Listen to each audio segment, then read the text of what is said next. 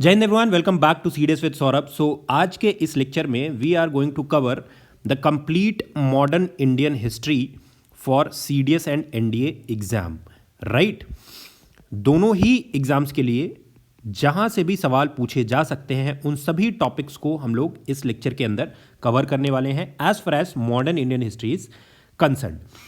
ठीक है, तो मॉडर्न इंडियन हिस्ट्री की शुरुआत कहाँ से होती है? जब अराइवल ऑफ यूरोपियंस होता है इंडिया में। ठीक है, जिस टाइम पे अर्ली 17th सेंचुरी में जब यूरोपियंस यहाँ पे आते हैं, इनफैक्ट उससे पहले आ जाते हैं, बट इंग्लिश जो है वो स्टैब्लिश होते हैं आफ्टर 1600। राइट, तो उससे पहले का भी जो टाइम था, वहाँ से जब सबसे पहले पोर्चुगीज आते हैं 1498 में। राइट, सो 17 मई 1498 को पोर्चुगीज का अराइवल होता है। Right, clear? ठीक है, कौन आता है? वास्को डी गामा आता है and he lands at Calicut. Right, Calicut में ही लैंड्स, और कहां से आया था? Came via Cape of Good Hope, Africa में। ठीक है, राइट, क्लियर। और इनिशियली आने का रीजन एक ये था, जो प्राइमरी इकोनॉमिक ड्राइवर था वो ये था कि हमारे यहाँ पे जो इनफैक्ट यहाँ के जो स्पाइसेस थे वो वापस ले जाकर के और बेचने में काफ़ी प्रॉफिट होता था। ठीक है, so they came to India and he was welcome by king Zamorin. ठीक है, right, so he was welcome by him. और उस टाइम पे और भी लोग थे जिन्होंने इसको हेल्प किया, तो उसमें से एक person was Abdul Majeed. He was from Gujarat and he helped Vasco da Gama to reach India. ठीक है, राइट, क्लियर है। और उसके बाद ये जो पोर्चुगीज हैं, इन्होंने अपना बेस इस्टेब्लिश करना इंडिया में शुरू कर दिया। ठीक है, अब इनका जो एडमिनिस्ट्रेशन था वो कुछ इस तरीके से था, जो कि ये पोर्चुगल से ही उसको कैरी करके लाए थे। एक तो वाइसरॉय हुआ करता था, गवर्नर, ठीक है, जो कि हाईएस्ट अथॉरिटी था representing the king of Portugal in India. फिर कैप्टन हुआ करता था जो शिप्स का इंचार्ज था, साथ में मिलिट्री ऑपरेशंस को भी देखता था। फैक्टर्स थे, ठीक है, ट्रेड और फिजिकल वेयर हाउसेस को जो इनफैक्ट देखते थे। और असिस्टेंट्स थे जो कि कैप्टन्स को और बाकी के ट्रेड ऑफिसर्स को सपोर्ट करते थे। राइट, क्लियर है। तो इस तरीके से यहां पे इनका आना हुआ। ठीक है, अब उस टाइम पे there was a blue water policy. ठीक है, और एक रूलर था उस name was Francisco de Almeida. ठीक है, रूलर क्या, इनफैक्ट वाइसरॉय था इंडिया में, first Portuguese viceroy in India. 1505 से लेकर के 1509 तक ये इंडिया में एज ए वाइसरॉय स्टैब्लिश था। ठीक है, मेन ऑब्जेक्टिव क्या था कि इंडियन ओशियन के जो ट्रेड रूट्स थे उनको कंट्रोल करना, क्योंकि पोर्चुगीज नेवी जो थी वो काफ़ी स्ट्रांग थी, तो अपने नेवल डोमिनेंस के थ्रू इसको कंट्रोल करने का इनका मेजर प्लान था। ठीक है, सो बैटल्स भी हुए, बैटल ऑफ चौल हुआ, बैटल ऑफ दीव हुआ। ठीक है, तो ये अलग अलग बैटल्स हुए, जिसमें सबसे पहले जो बैटल ऑफ चौल हुआ, इसके अंदर पोर्चुगीज को काफ़ी लॉस हुआ। ठीक है, इसमें इजिप्ट, गुजरात और कैलिकट तीनों के कंबाइंड फोर्सेस थे जिनके अगेंस्ट पोर्चुगीज लड़ रहे थे, क्योंकि मेन ये था कि कोई भी यूरोपियन फोर्सेस इंडिया में या इंडियन ओशियन रीजन में उस टाइम पे एस्टैब्लिश नहीं थे, अरेबियन सी रीजन में एस्टैब्लिश नहीं थे। तो इनके मतलब इनको लग रहा था कि फ्री ट्रेड रूट हमें मिल गया है, और उसकी वजह से बाकी के जो लोग थे, जिसमें कैलिकट, इजिप्ट और गुजरात की फोर्सेस थी, दे वेंट अगेंस्ट देम। ठीक है, फिर बैटल ऑफ ड्यू होता है इसके एक साल बाद 1509 में। ठीक है, राइट, सो इन्हीं फोर्सेस को, जो इजिप्ट, गुजरात और कैलिकट की फोर्सेस थे, इन फोर्सेस को इन्होंने फिर से हराया बैटल ऑफ ड्यू में, और उसके बाद पूरी तरीके से नेवल सुप्रीमेसी जो है वो किसके पास आ गई? यहां पे पोर्चुगीज के पास आ गई। ठीक है, क्लियर है।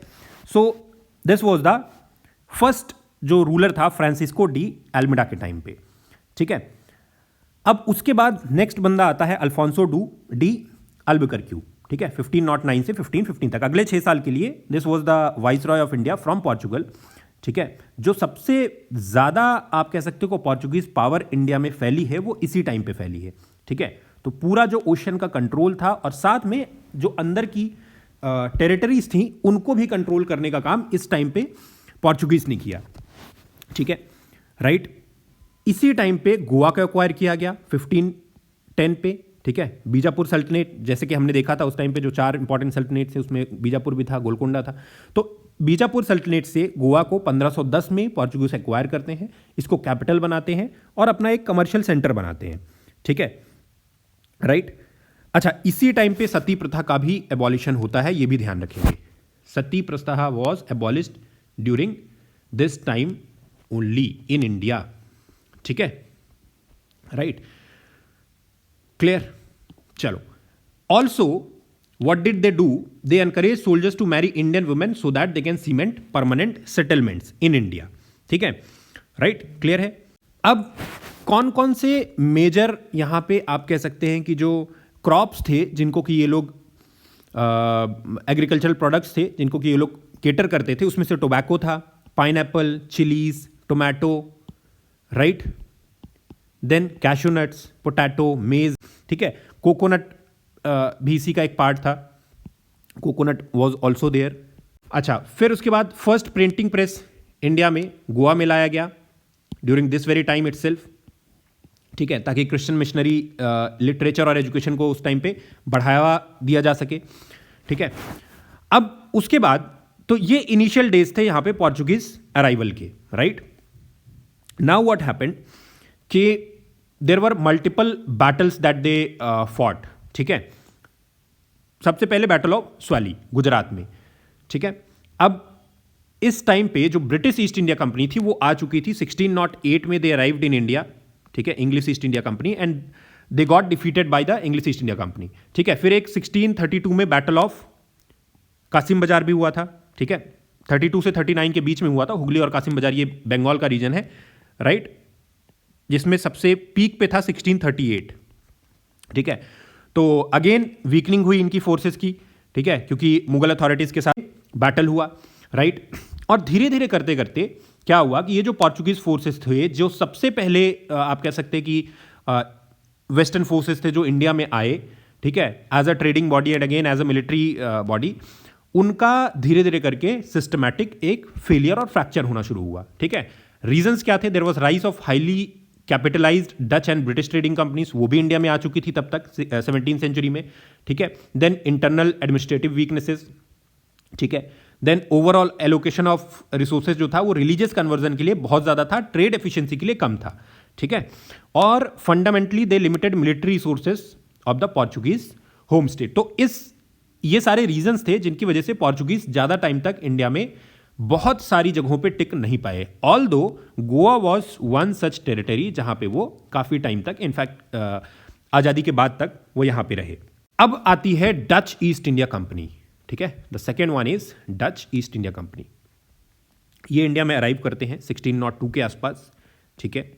और उसके बाद अलग अलग जगह पे अपनी फैक्ट्रीज खोलना शुरू करते हैं। अच्छा, इनकी कंपनी का नाम क्या था? यूनाइटेड ईस्ट इंडिया कंपनी, ठीक है, यूनाइटेड ईस्ट इंडिया कंपनी। तो 1602 में इसको बनाया गया था बाय द नेदरलैंड्स गवर्नमेंट, ठीक है, ताकि एशियन ट्रेड को ये लोग डोमिनेट कर पाए, क्योंकि उनको पता था कि बाकी के जो यूरोपियन कंट्रीज एशिया में जा रही हैं वो अच्छा कर रही हैं, ठीक है, या अदरवाइज जो अलग अलग रीजन्स में जा रही हैं they are doing good, right. पहले नेदरलैंड्स का नाम हुआ करता था हॉलैंड, बाद में इनका नाम कर दिया गया नेदरलैंड्स, ठीक है, राइट। चलो, सो 1605 में इन्होंने अपनी पहली फैक्ट्री खोली, किस जगह पे? मसूलीपट्टनम में, first Dutch factory in India, right. 1610 में ये पलिकट गए, जो कि मेन एडमिनिस्ट्रेटिव हेडक्वार्टर बना इंडिया में। पुलिकट जो आपका आंध्रा और तमिलनाडु के कोस्ट में है, ठीक है। उसके बाद कोचीन 1653, 66 में सूरत, राइट।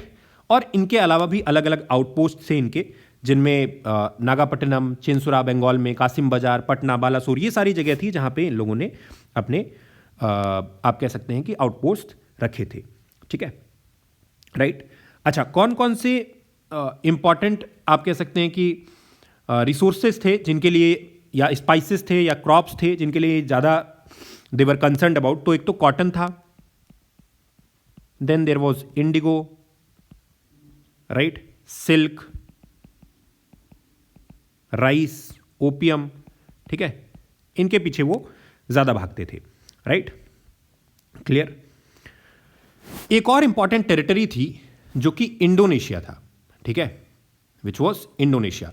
इंडोनेशिया के पीछे डच बहुत अच्छे तरीके से लगे हुए थे। इनका प्राइमरी फोकस जो था वो जितने भी अच्छे वहाँ पे स्पाइसेस थे इंडोनेशिया में, क्लव्स, नटमेग, पेपर, इन सारी चीज़ों को कंट्रोल करने के लिए उनका जो 90% जो रिसोर्स है, रिसोर्स एलोकेशन है डच का, ईस्ट आप कह सकते हैं कि एशिया के अंदर, वो इंडोनेशिया में जाता था और only limited resource was given to India, ठीक है, राइट, क्लियर। तो जब डच इंडिया में रह भी रहे थे तो उनका फोकस इंडिया नहीं था, उनका फोकस क्या था, इंडोनेशिया था मेजरली।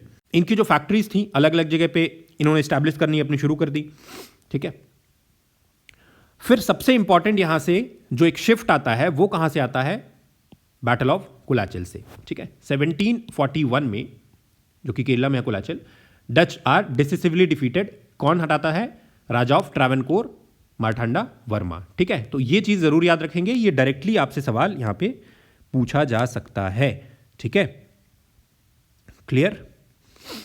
चलिए उससे बात, तो ये एक मेजर डिसिसिव डिफीट थी, ठीक है। पहला टाइम था, पहली बार ऐसा हुआ था कि कोई एशियन पावर या कोई एशियन किंगडम किसी यूरोपियन नेवल पावर को डायरेक्ट बैटल में हरा दिया, ठीक है।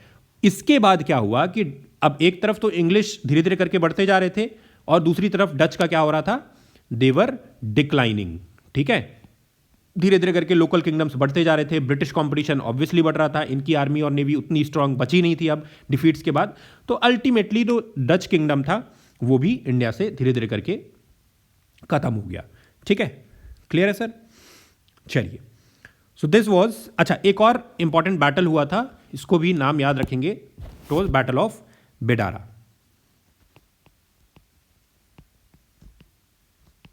इसी टाइम पे 1759, ठीक है, जिसमें इंग्लिश ने डच को डिफीट किया था, ठीक है। चलिए, तो ये यहां से डच की कहानी भी खत्म होती है, राइट।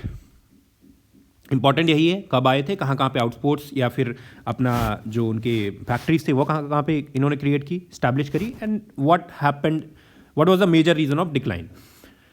उसके बाद आते हैं Danes, right, from the Denmark, right. इनकी शुरुआत होती है, डेनिश ईस्ट इंडिया कंपनी को एस्टैब्लिश किया जाता है 1616 में डेनमार्क के द्वारा। और जो इंपॉर्टेंट सेटलमेंट्स थे उनमें से ट्रांकुबार तमिलनाडु में, सेरामपुर बंगाल में, ये इंपॉर्टेंट सेटलमेंट्स जिन्होंने शुरुआत में एस्टैब्लिश करे थे, ठीक है। दिस वॉज एस्टैब्लिश्ड इन 1676, जो कि सेकेंड फैक्ट्री थी, राइट।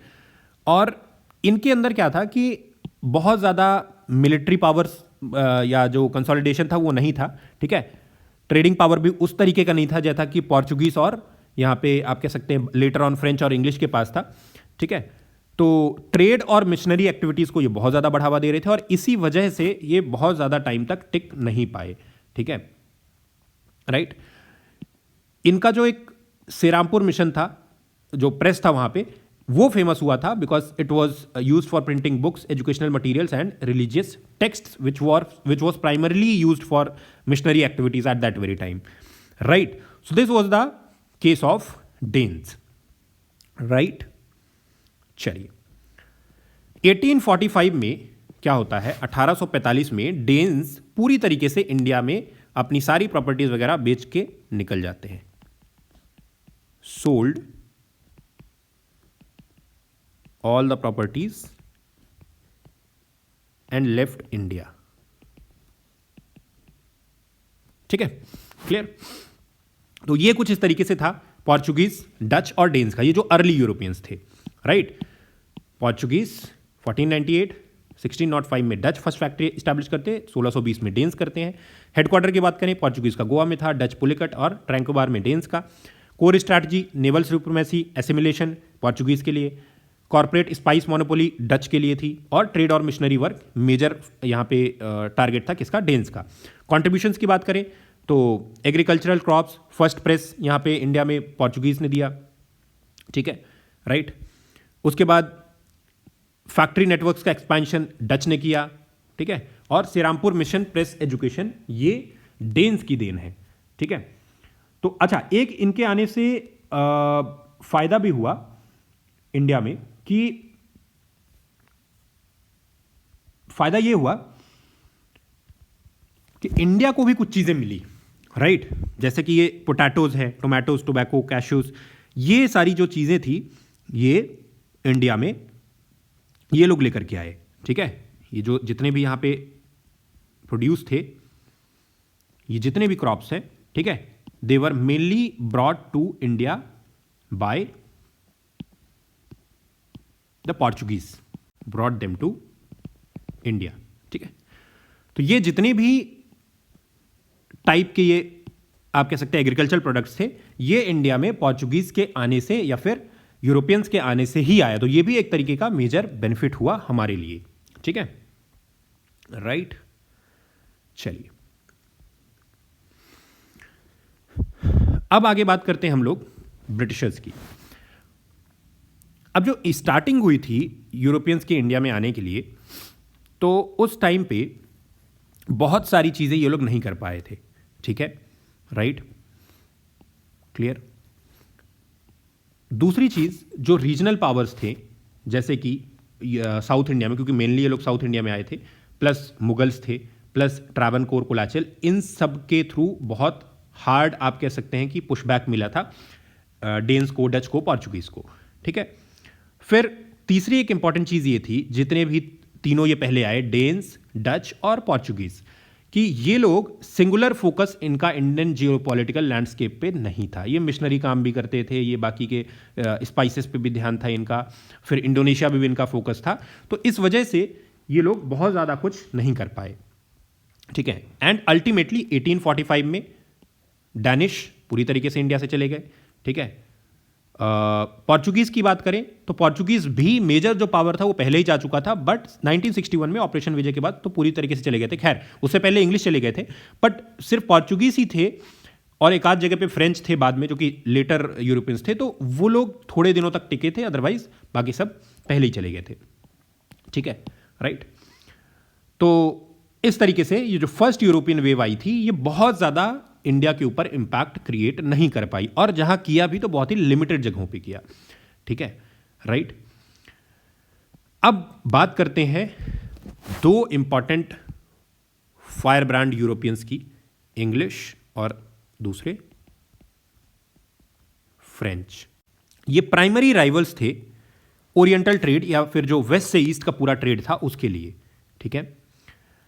16th सेंचुरी में क्योंकि पोर्चुगीज मोनोपोली थी उस टाइम पे अरेबियन सी में, not only in India, they also visited certain other places as well, ठीक है, राइट। तो अब यहां पे क्या था, इनकी मोनोपोली थी, ठीक है। ड्यू टू दिस मोनोपोली जो ब्रिटिशर्स थे वो परेशान थे, ठीक है। तो ब्रिटिशर्स जब आए इंडिया में तो उन्होंने इस मोनोपोली को, पोर्चुगीज मोनोपोली को अरेबियन सी के ऊपर ब्रेक किया, ठीक है। अलग अलग जो हाई वैल्यू कमोडिटीज थी, स्पाइसेस थे, सिल्क, कॉटन, इंडिगो, टी, ये जो इंडिया में बहुत अच्छे तरीके से होता था, जिसके लिए ब्रिटिशर्स जो थे वो पूरी तरीके से तैयार थे। So they did all the things कि इनके ऊपर कंट्रोल आ जाए, उसके लिए चाहे किसी से भी लड़ाई लड़नी पड़े, और वो अल्टीमेटली हुआ भी, कंट्रोल भी मिला, लड़ाइयाँ भी लड़ी और जीते भी। कुछ लड़ाइयों में बहुत टाइम लगा, जैसे कि फ्रेंच को थोड़ा सा दबाने में, लेकिन कुछ लड़ाइयाँ उनके लिए बहुत आसान थी, ठीक है। So English East India Company कब आती है इंडिया में?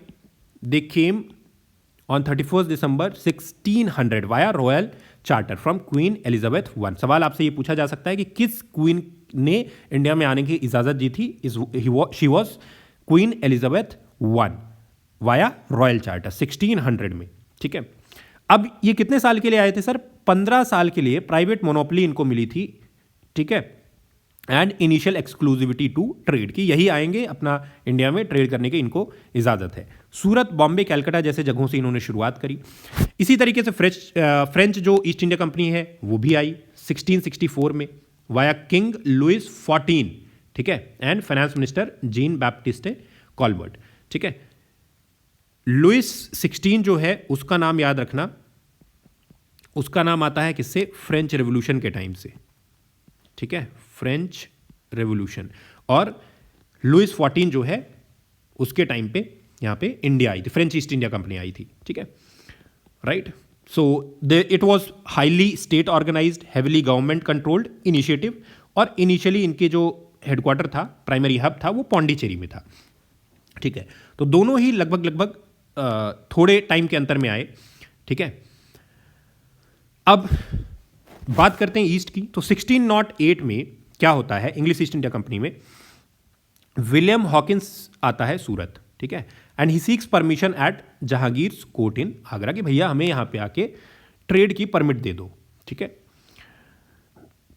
अब पहले तो ये सिर्फ मोनोपोली इनकी थी कि इंडिया में जा करके और अपना जहां कहीं भी इनको जगह मिलेगी ट्रेड करेंगे. बट इनको फिर पता चला कि यार मुगल्स जो हैं वो रूल कर रहे हैं, मुगल्स प्राइमरी रूलर्स हैं.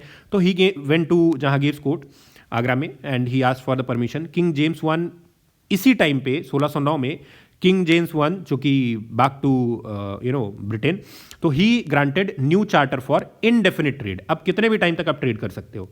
ठीक है.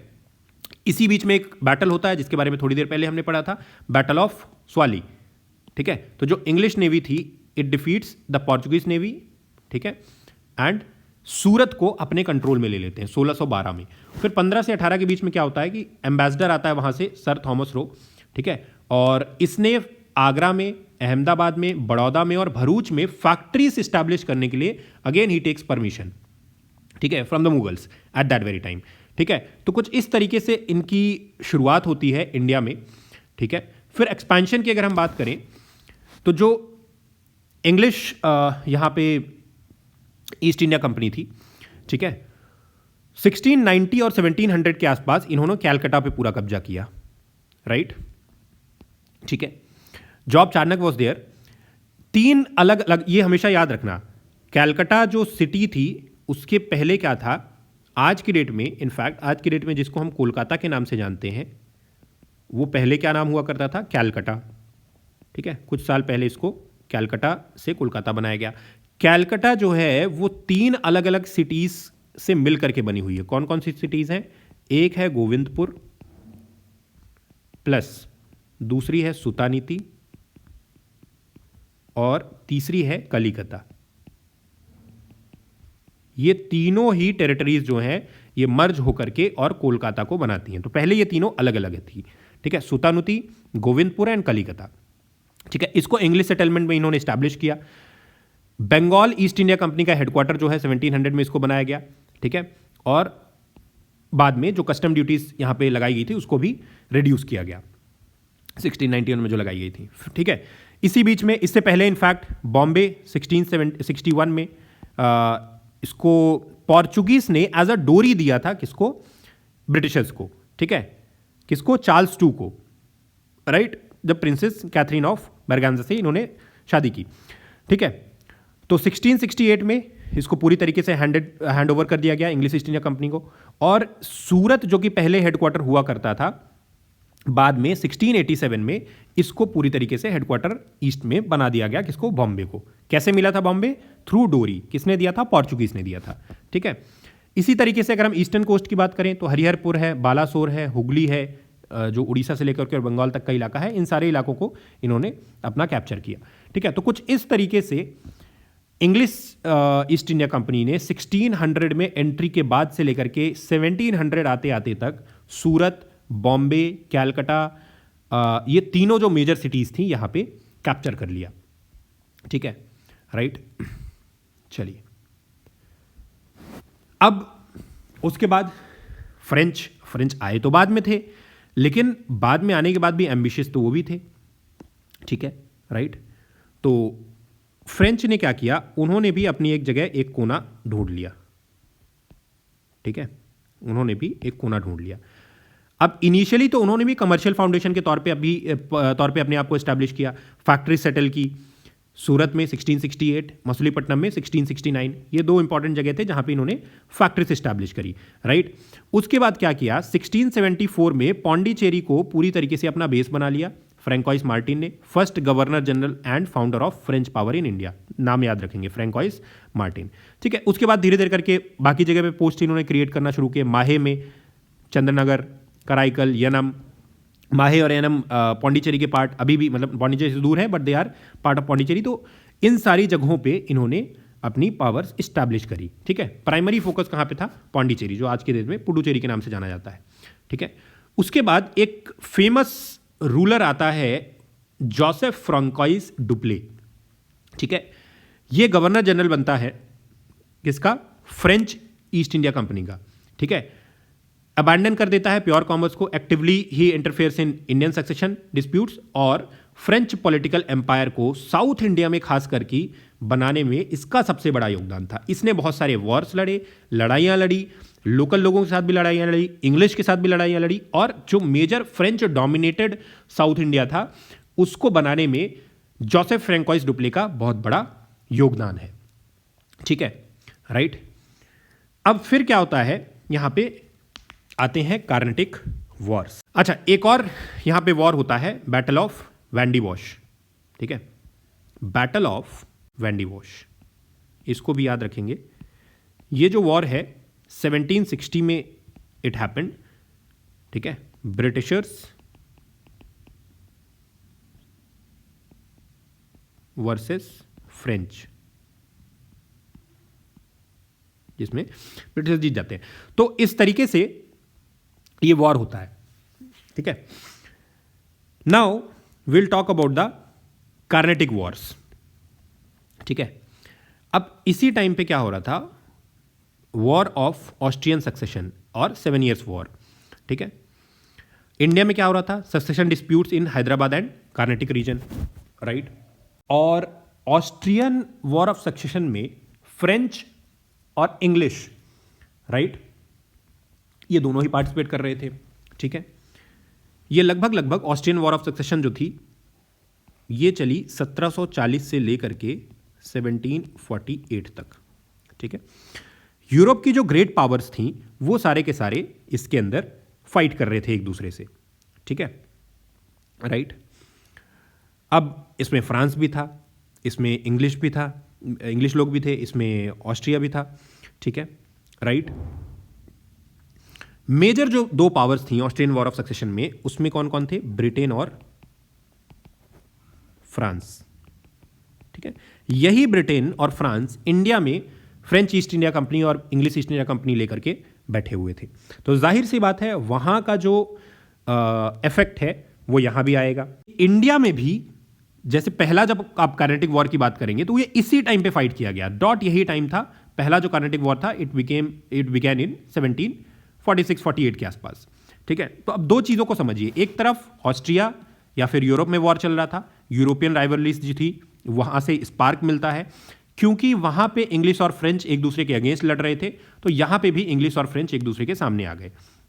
ठीक है, तो ये सिर्फ एक लोकल ट्रेड स्कर्मिश नहीं था, ये प्रॉक्सी बैटल भी था। ठीक है, ये जैसे आज भी आपको ग्लोबल फील्ड में आपको देखने को मिलेगा कि जिनके बीच में ट्रेड के संबंध अच्छे नहीं है वो आपस में वॉर भी लड़ लेते हैं, या मतलब एक्स और वाई की लड़ाई है और जेड और वाई की लड़ाई है, तो जब एक्स और वाई एक साथ आएंगे तो जेड भी एक्स के साथ आ जाएगा। ठीक है, तो इस तरीके की चीज़ें यहाँ पे आपको अक्सर देखने को मिलती हैं। ठीक है, अब इसी बीच में होता है फर्स्ट कार्नेटिक वॉर 1746 से लेकर के सर 1748 तक। ठीक है, 1746 से लेकर के 1748 तक फर्स्ट कार्नेटिक वॉर होता है। ठीक है, राइट। ये ऑस्ट्रेलियन जो वॉर ऑफ सक्सेशन था उसी का एक्सटेंशन था। ठीक है, क्योंकि यूरोप में ऑस्ट्रियन वॉर ऑफ सक्सेशन चल रहा था फ्रेंच और इंग्लिश के बीच में, यहाँ पे सेम चीज आई। अब फ्रेंच ने क्या किया? French forces they captured Madras from the British. ठीक है, एंड में जब 1746 से 48 तक लड़ाई होती है तो एंड रिजल्ट ये होता है कि फ्रेंच ने ये कैप्चर कर लिया। जो नवाब ऑफ कार्नेटिक रीजन थे दे अटेम्प्टेड इंटरवेंशन बट वो भी डिफीट हो जाते हैं। कहाँ पे? Battle of Adyar. Battle of Adyar जो कि 1746 में फाइट की जाती है। ठीक है, तो कुल मिला के लोकल फोर्सेस को और इंग्लिश फोर्सेस को दोनों को फ्रेंच ने हरा दिया। इसके बाद होती है ट्रीटी ऑफ एक्स-ला चैपल। ठीक है, इस ट्रीटी के बाद जाकर के ये वॉर यहाँ पे एंड होती है। ठीक है, अब ट्रीटी के तहत क्या होता है? जो मद्रास था पहले जिसको कि ब्रिटिशर्स ने स्टैब्लिश कर रखा था, ठीक है, तो it is return to the British people. ठीक है, कोई मेजर टेरिटोरियल चेंज इंडिया में नहीं होता है, जो जहां पे था वो वहीं पे रह जाता है। लेकिन मिलिट्री प्रेस्टीज के तौर पे या मिलिट्री डोमिनेंस के तौर पे फ्रेंच यहां पे थोड़ा सा अपर हैंड सिक्योर कर लेते हैं ओवर द इंग्लिश। ठीक है, और अल्टीमेटली ड्रॉ में जाकर के मैच खत्म हो जाता है। ठीक है, राइट। ट्रीटी कौन सी होती है? एक्सला चैपल, ध्यान रखेंगे, फर्स्ट कार्नेटिक वॉर। अब उसके बाद क्योंकि इंग्लिश तो चुप बैठने वाले नहीं थे, with in an year second Carnatic war भी आ गया 1749 से लेकर के 54 तक, ठीक है। उधर ऑस्ट्रियन वॉर ऑफ सक्सेशन भी चल ही रहा था, इनफैक्ट तब तक तो खत्म हो चुका था। अब it was fought entirely over internal succession disputes. अब सेकेंड वाले में क्या था कि निजाम्स जो थे हैदराबाद के, नासिर जंग, मुजफ्फर जंग, ठीक है, ये आपस में लड़ रहे थे, ठीक है, क्लियर। फिर कार्नेटिक रीजन में देखा जाए तो चांदा साहिब और मोहम्मद अली, देवर फाइटिंग, ठीक है। तो फ्रेंच ने क्या किया कि एक तरफ मुजफ्फर जंग को सपोर्ट कर दिया हैदराबाद में और चांदा साहिब को सपोर्ट कर दिया कार्नेटिक रीजन में, राइट। ब्रिटिशर्स ने क्या किया, अच्छा, फ्रेंच की तरफ से कौन लड़ रहा था? वही जिसके बारे में थोड़ी देर पहले हमने डिस्कस किया था, डुप्ले, ठीक है। He was fighting from the French side और लीडिंग द फ्रेंच साइड। तो इसने मुजफ्फर जंग और चंदा साहिब को सपोर्ट कर दिया और ब्रिटिशर्स ने नासिर जंग और मोहम्मद अली को सपोर्ट कर दिया, ठीक है, राइट। अब क्योंकि फिर से दो पार्टीज हो गई, अब यहां पे दो चीजें हो गई, मतलब दो ब्रिटेन की फोर्सेस आपस में लड़ रही हैं, सपोर्ट कर रही हैं दो इंडियन फोर्सेस को अलग अलग जगह पे, दो अलग अलग प्लेसेस पे, दो अलग अलग रूलर्स को, राइट, या दो अलग अलग आप कह सकते हैं कि लीडर्स को। तो ये एक बहुत बड़ा मतलब Indian internal war of succession plus साथ में जो यूरोपियन राइवलरी है उन दोनों का एक मिक्स बना यहां पे, जो सेकेंड कार्नेटिक वॉर था। और अल्टीमेटली रॉबर्ट क्लाइव जो है इसने आर्कट को कैप्चर कर लिया 1751 में अल्टीमेटली, ठीक है, राइट। और इसी के अंदर एक बैटल ऑफ एम्बर होता है 1749 में, ठीक है, राइट। देन त्रिचिनोपोली को कैप्चर किया जाता है, ये कैप्चर हो जाती है 1751 में, ठीक है। ये दो इंपॉर्टेंट यहां पे इंसिडेंट्स होते हैं बीच में, ठीक है। और फाइनली आर्कोट को कैप्चर कर लिया जाता है, ठीक है, 51 में। अब होता क्या है इसके बाद? Mohammed Ali becomes the new nawab of Carnatic region, French political influence begins its irreversible decline. अब यहां से फ्रेंच जो है वो पूरी तरीके से क्या हो जाता है, धीरे धीरे करके डिक्लाइन होना शुरू हो जाता है, ठीक है। ब्रिटेन इस वॉर के अंदर, ब्रिटेन जो थे वो स्ट्रॉन्गर थे, ब्रिटिश एमर्ज्ड स्ट्रॉन्गर, ठीक है, राइट, क्लियर। क्योंकि मोहम्मद अली को यहां पे ब्रिटिश सपोर्ट था और मोहम्मद अली नवाब ऑफ कार्नेटिक रीजन बनता है, तो इसका मतलब ब्रिटिशर्स जो थे एक तरीके से वॉर जीत गए। अब इस वॉर के बाद क्या होता है? ट्रीटी ऑफ पौंडीचेरी होता है। इसके बाद ये वॉर एंड होता है ट्रीटी ऑफ पौंडीचेरी, ठीक है। कौन सी ईयर में? 1754 में, 1754 में ट्रीटी ऑफ पौंडीचेरी होता है। और अल्टीमेटली क्या रिजल्ट आता है कि फ्रेंच जो थे उन्होंने डुप्ले को रिकॉल कर लिया और फ्रेंच पावर जो था इंडिया में धीरे धीरे करके डिक्लाइन होने लग गया। फ्रेंच रिकॉल्ड डुप्ले, ठीक है। This was the first major blow to French power in India, ठीक है। ब्रिटिश ने सपोर्ट किया नासिर जंग और मोहम्मद अली को respectively from Hyderabad and Carnatic region. French ने सपोर्ट किया मुजफ्फर जंग और चांदा साहिब को again respectively from Hyderabad and Carnatic region. French हार जाते हैं, ब्रिटिशर्स जीत जाते हैं, ट्रीटी ऑफ पौंडीचेरी होता है 1754 में। Now next was the third Carnatic war, ठीक है, 56 से 63 के बीच में।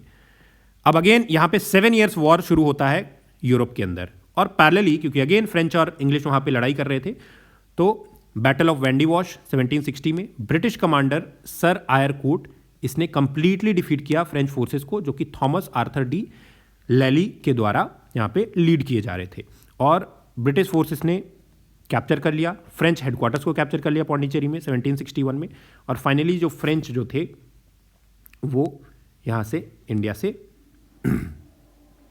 पूरी तरीके से खत्म हो जाते हैं। तो this was the final blow to the French people और the French you can say this in India. उसके बाद होता है जब ये थर्ड कार्नेटिक वॉर खत्म हो जाता है, then took place the treaty of Paris, ठीक है, वेरी इंपॉर्टेंट, पूछा जा सकता है सवाल। नाउ ट्रीटी ऑफ पेरिस में क्या होता है, फ्रांस पूरी तरीके से डिफीट हो जाता है। They are permitted to retain its primary trading centres, बस उतना ही परमिशन मिलती है, ठीक है। Strictly forbidden from building forts और मेंटेनिंग आर्मीज, ना तो फोर्टिफिकेशन करेंगे ना आर्मीज अपनी बिल्ड करेंगे, सिर्फ और सिर्फ क्या करेंगे, यहाँ पे अपना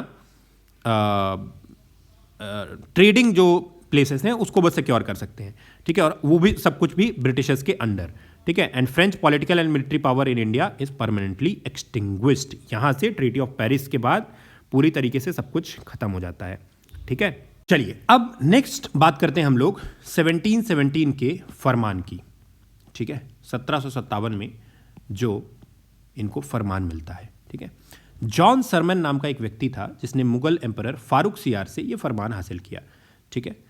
और इसी को Magna carta of the English East India company भी बोला जाता है। सर्वे सर्वा इस फरमान की वजह से इंग्लिश ईस्ट इंडिया कंपनी का जो आप कह सकते हैं कि ग्रोथ है वो और ज़्यादा बढ़ गया, ठीक है। क्या क्या चीज़ें इसमें मिली, पहला ड्यूटी फ्री ट्रेड, ठीक है, बंगाल में स्टैब्लिश हुआ यूजिंग ऑफिशियल पासेस जिनको कि दस्तक बोलते थे।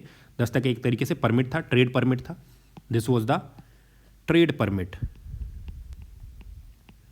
इस पर डायरेक्ट सवाल पूछा जा चुका है कि ब्रिटिशर्स ने जो ट्रेड परमिट दिया था उसका नाम क्या है, दस्तक, ठीक है।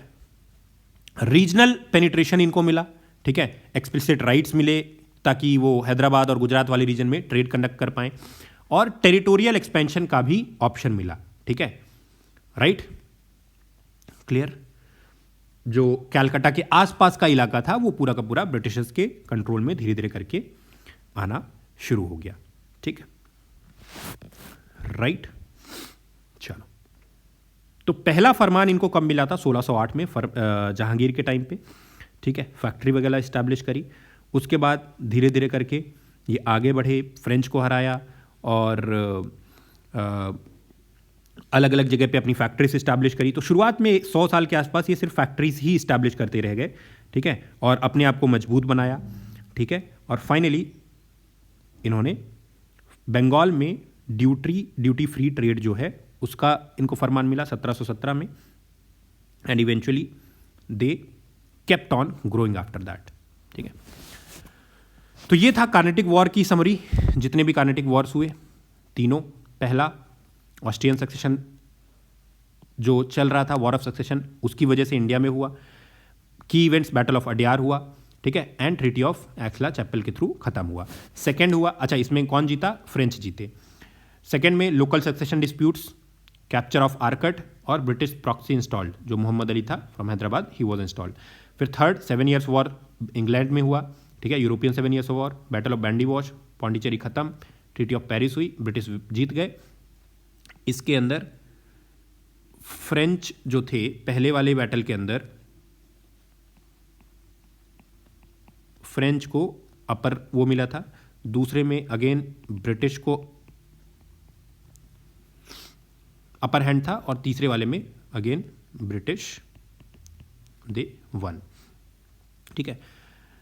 अब पोर्चुगीज डोमिनेंस खत्म हो चुका था, ठीक है, बैटल ऑफ सॉली के बाद ही। फ्रेंच एम्बिशन 1763 की ट्रीटी ऑफ पेरिस के बाद खत्म हो गया। उसके बाद हालांकि फ्रेंच टेरिटरीज पुडुचेरी जैसी जगहों पे रहीं और काफ़ी टाइम तक रही। आज भी आपको फ्रेंच रूट्स आपको पुडुचेरी में देखने को मिल जाएंगे, बट जो डोमिनेंस था वो पूरी तरीके से खत्म हो गया था। अब सिर्फ एक ही डोमिनेटिंग पावर था, वो था इंग्लिश।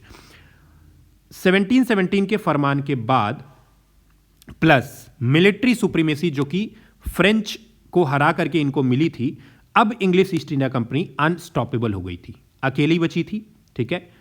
और कोस्टल मर्चेंट से लेकर के रूलर्स तक, प्लस जो लोकल रूलर्स थे, ये सब अब ब्रिटिशर्स के कंट्रोल में थे। या तो ब्रिटिशर्स के कंट्रोल में थे, या फिर इनसे डायरेक्टली कोई लड़ाई नहीं थी, और या फिर जो लड़ रहा था उससे ब्रिटिशर्स का ऑलरेडी प्लान था कि हम इनको आगे किसी न किसी बैटल में जाकर के हरा देंगे, ठीक है। तो everything was under the British control at this very time, ठीक है, राइट। चलिए अब 18th सेंचुरी में क्या क्या चीजें होती हैं इसको समझने की कोशिश करते हैं, ठीक है, राइट। किस तरीके से डिक्लाइन ऑफ मुगल्स और इंग्लिश ईस्ट इंडिया कंपनी एक साथ लगभग पैरेलली आगे बढ़ती हैं, ठीक है। देखो इंडिया में 3 इंपॉर्टेंट फोर्सेस थे, इनफैक्ट 4 इंपॉर्टेंट फोर्सेस थे उस टाइम पे। एक तो दिल्ली में मुगल्स हुआ करते थे, ठीक है, राइट। फिर मुगल्स के अंडर यहाँ पे अवध था, नवाब ऑफ अवध। इधर नवाब ऑफ बंगाल थे। बंगाल में नवाब्स के साथ इंग्लिश ईस्ट इंडिया कंपनी भी चली गई थी, ठीक है, इनके भी पैर जमने शुरू हो गए थे, ठीक है। फिर ये 3-4 जो पावर सेंटर्स थे, और साउथ में ब्रिटिश प्लस फ्रेंच दोनों थे, ठीक है। अब फ्रेंच तो डिक्लाइन होना शुरू हो गए थे, लेकिन ब्रिटिशर्स को डायरेक्ट थ्रेट यहां पे अब उनको समझ में आ रहा था बंगाल से, अवध से और दिल्ली से, ठीक है। पहले तो इन्होंने दिल्ली से हेल्प ली अपने ट्रेड और बाकी सारी चीज़ों के, लेकिन बाद में इनको थ्रेट समझ में आ रहा था, ठीक है। अब 1707 में, अच्छा पैरेलली, क्योंकि इंडिया में जो एकमात्र यूनिफाइड पावर उस टाइम पे थी, या ये कह सकते हैं कि जो पावर सेंटर था वो मुगल्स के पास था, ठीक है, राइट। अब मुगल्स में जब तक अच्छे लीडर्स थे, जहांगीर, शाहजहां, अकबर, बाबर से लेकर के एंड देन लेटर ऑन, तो तब तक तो बहुत सारी चीज़ें ठीक ठाक चल रही थी यहाँ पे, ठीक है, राइट। लेकिन जैसे ही फिर लेटर मुगल्स आए, जब शासक जो है वो वीक होने लग गए, तो ब्रिटिशर्स को यह मौका मिला कि अब वो उनकी जगह ले पाए, राइट। अब इसी बीच में 1707 में औरंगजेब की डेथ हो जाती है, ठीक है, ध्यान से समझिएगा। 1707 में औरंगजेब की डेथ हो जाती है। अब इससे क्या फर्क पड़ता है सर? फर्क ये पड़ता है कि औरंगजेब की अपनी लीनिएज में बच्चों के बीच में वॉर ऑफ सक्सेशन शुरू हो जाता है। 3 जो बच्चे थे इसके, मोहम्मद आजम शाह, बहादुर शाह और मोहम्मद काम बख्श, ठीक है। अब जब वॉर ऑफ सक्सेशन होता है, अच्छा, Aurangzeb was the last good और पावरफुल रूलर ऑफ मुगल्स, ठीक है, not good but powerful ruler of Mughals. तो इसी बीच में बैटल ऑफ जजाऊ होता है, ठीक है। बहादुर शाह 1 जो है वो जीत जाता है, एम्परर बन जाता है, ठीक है। और जो एम्पायर का स्ट्रक्चरल इंटीग्रिटी है वो पूरी तरीके से डैमेज हो जाती है। क्यों? क्योंकि बेटों के बीच में ही लड़ाई हो जाती है। औरंगजेब के बाद बहादुर शाह 1 आ तो जाता है, लेकिन इंटरनली मुगल्स अब डिक्लाइन हो चुका था, ठीक है। इधर इंग्लिश ईस्ट इंडिया कंपनी धीरे धीरे करके अपना पैर जो है वो जमा ही रही थी, ठीक है। साउथ इंडिया से बॉम्बे, बॉम्बे से कलकत्ता, और कलकत्ता से फिर बाकी सारी जगह, ठीक है, राइट। अब जो एम्पायर था, जो मुगल एम्पायर था, उसके डिक्लाइन होने के मेजर रीजंस क्या थे? पहली चीज, औरंगजेब की सिवियर रिलीजियस पॉलिसीज, ठीक है, जो उसकी एंटी हिंदू पॉलिसीज थी या एंटी अदर रिलीजियस पॉलिसीज थी, एक तो वो रीजंस थे। दूसरा, हर जगह पे वो वॉर लड़ता था, डेक्कन से लेकर के हर जगह पे। इससे क्या हुआ कि राजपूत के साथ, डेक्कन्स के साथ, मराठास के साथ, राइट, धीरे धीरे करके मिलिट्री कैंपेन जो है वो उसके पूरी इकोनॉमी को ड्रेन कर दिया, प्लस मिलिट्री को भी ड्रेन किया। देन लीडरशिप वैक्यूम, ठीक है, क्योंकि अब जो लेटर ऑन जो रूलर्स आ रहे थे वो वीक थे, इनफेक्टिव थे, कमांड नहीं दे पा रहे थे, ठीक है, और इतनी वास्ट टेरिटरीज को संभाल भी नहीं पा रहे थे, ठीक है। पहले सब कुछ कंट्रोल में लग रहा था क्योंकि अवध और बंगाल के जो नवाब थे बहुत एफिशिएंटली काम कर रहे थे, ठीक है, रेवेन्यू भी आ रहा था इनको, सब कुछ सही था। लेकिन बाद में ये सब नहीं रहा। एंड इंटरनल ब्लीडिंग, ठीक है, लगातार वॉर ऑफ सक्सेशन, जब भी कोई एम्परर की डेथ होती थी तो फिर लड़ाई होती थी कि कौन राजा बनेगा, और ये करते करते मुगल्स धीरे धीरे करके बहुत ज़्यादा डिक्लाइन हो गए, ठीक है, राइट। अब इसके बाद क्या हुआ? 1707 से लेकर के 1759 तक, with in 52 years, Bahadur Shah 1, Jahandar Shah, Farooq सियार, मोहम्मद शाह, अहमद शाह बहादुर, आलमगीर 2, ये सारे के सारे 2-2, 4-4 साल, 5-5 साल के लिए आते चले गए, ठीक है। अनलाइक पीपल लाइक हुमायूं या फिर अकबर, जो कि कई डिकेड्स तक रहे, ठीक है। एंड फिर लास्ट में 1759 से लेकर 1857 तक फिर तो शाह आलम 2, अकबर 2, बहादुर शाह जफर, ये सारे लोग आए, लेकिन ये उतने पावरफुल अब बचे नहीं थे। और वैसे भी तब तक ब्रिटिशर्स ने अपने पैर अच्छी तरीके से जमा लिए थे, ठीक है। इसी बीच में जब फारूक सियार आता है, फारूक सियार के टाइम पे ही 1717 का फरमान जारी होता है ब्रिटिश ईस्ट इंडिया कंपनी के लिए, ठीक है, जिसके बारे में हमने ऑलरेडी डिस्कस किया है। अब 1717 में एम्परर फारूक सियार ने फरमान इशू किया था, ठीक है। इसी को Magna carta of the English East India company माना जाता है, ठीक है। और 2 चीजें हुई इस मैग्ना कार्टा की वजह से या इस फरमान की वजह से। पहली चीज, इंग्लिश ईस्ट इंडिया कंपनी को बहुत ग्रोथ मिली, ठीक है, इंग्लिश ईस्ट इंडिया कंपनी को ग्रोथ मिली ताकि वो अपना जो बिजनेस है वो इस्टेब्लिश कर पाए। और दूसरा पैरेलली एक काम ये भी हुआ कि जो फ्यूचर मुगल अथॉरिटी है उसको उन्होंने अपने ही पैरों में कुल्हाड़ी मार ली। एक दुश्मन को या पोटेंशियल दुश्मन को उन्होंने इतने ज़्यादा पावर्स दे दिए बिजनेस के लिए कि वो अल्टीमेटली उन्हीं के लिए घातक साबित हो गए। ठीक है, कि 3 टाइप के स्टेट्स थे उस टाइम पे, ध्यान समझो। ब्रिटिशर्स के अगेंस्ट 3 टाइप के स्टेट्स थे, या ब्रिटिशर्स के साथ साथ एक तरफ इंडिया में ब्रिटिशर्स थे और एक तरफ 3 अलग अलग टाइप के किंगडम्स थे।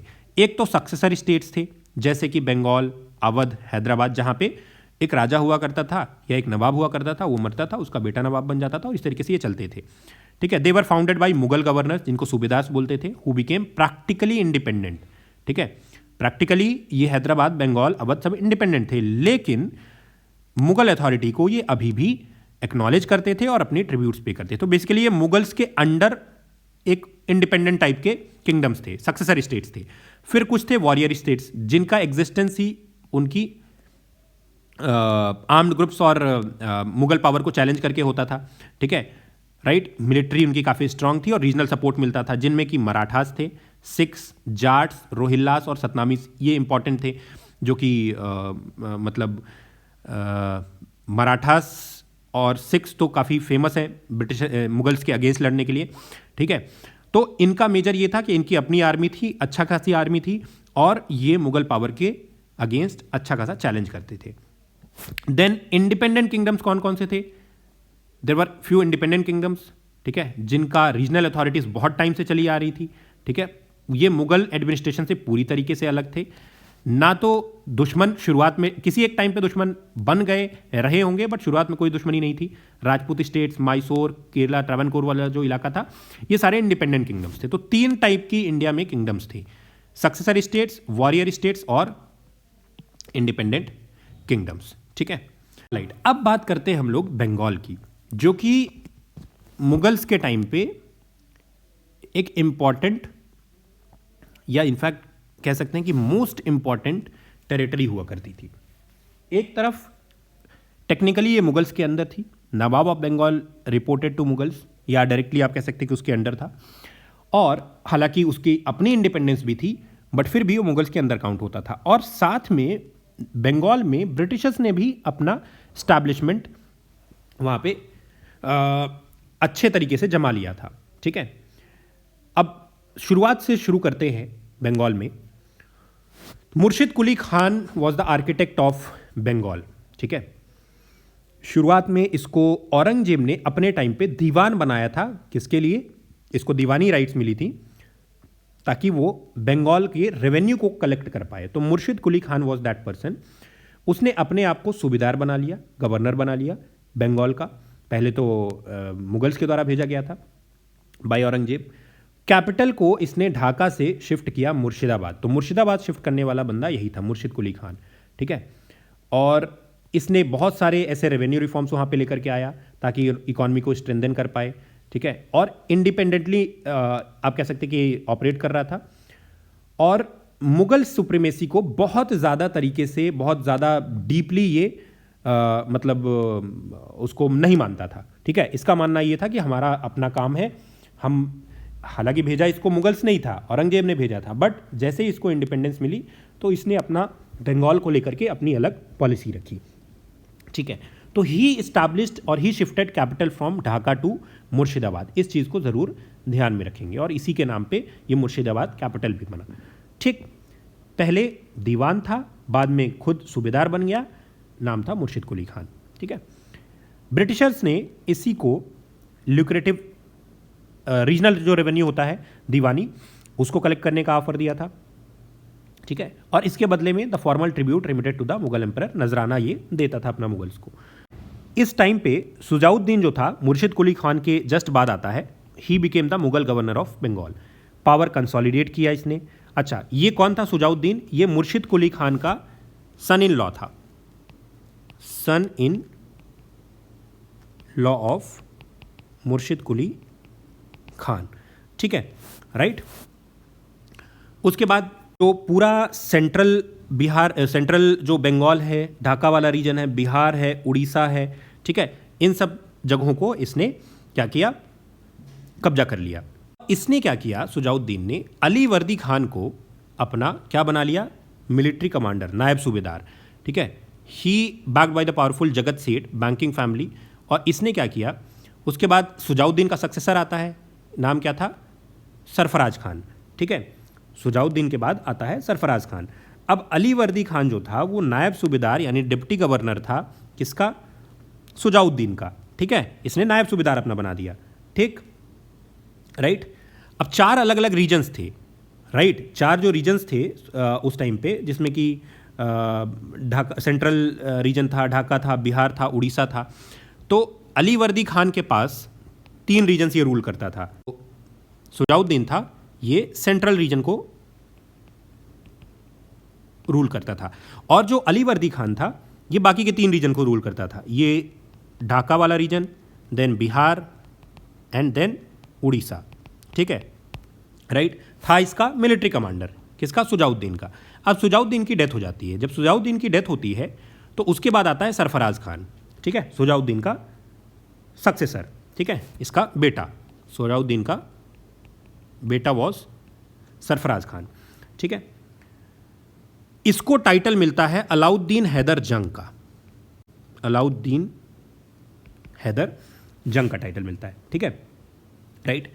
अब अली वर्दी खान जो था, जो कि शुजाउद्दीन के द्वारा अपॉइंटेड था, उसने क्या किया, सत्ता के लालच में हैदर जंग को या इसको सरफराज खान को ही किल्ड, अली वर्दी खान ने सरफराज खान को मार दिया, ठीक है। कौन से बैटल में, बैटल ऑफ गिरिया, ठीक है, राइट, क्लियर।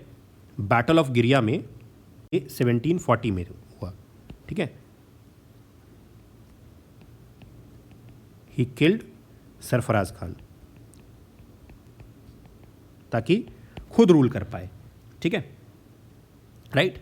और अली वर्दी खान खुद बन गया क्या, बंगाल का रूलर, ठीक। अब हालांकि इसने प्रमोट कर दिया था, पर अली वर्दी खान जो था brutal repeated Maratha invasions face करने को इसको मिल रहे थे, ठीक है। फिर ट्रीटी ऑफ 1751 होती है to buy peace from Maratha leader Raghunath Rao.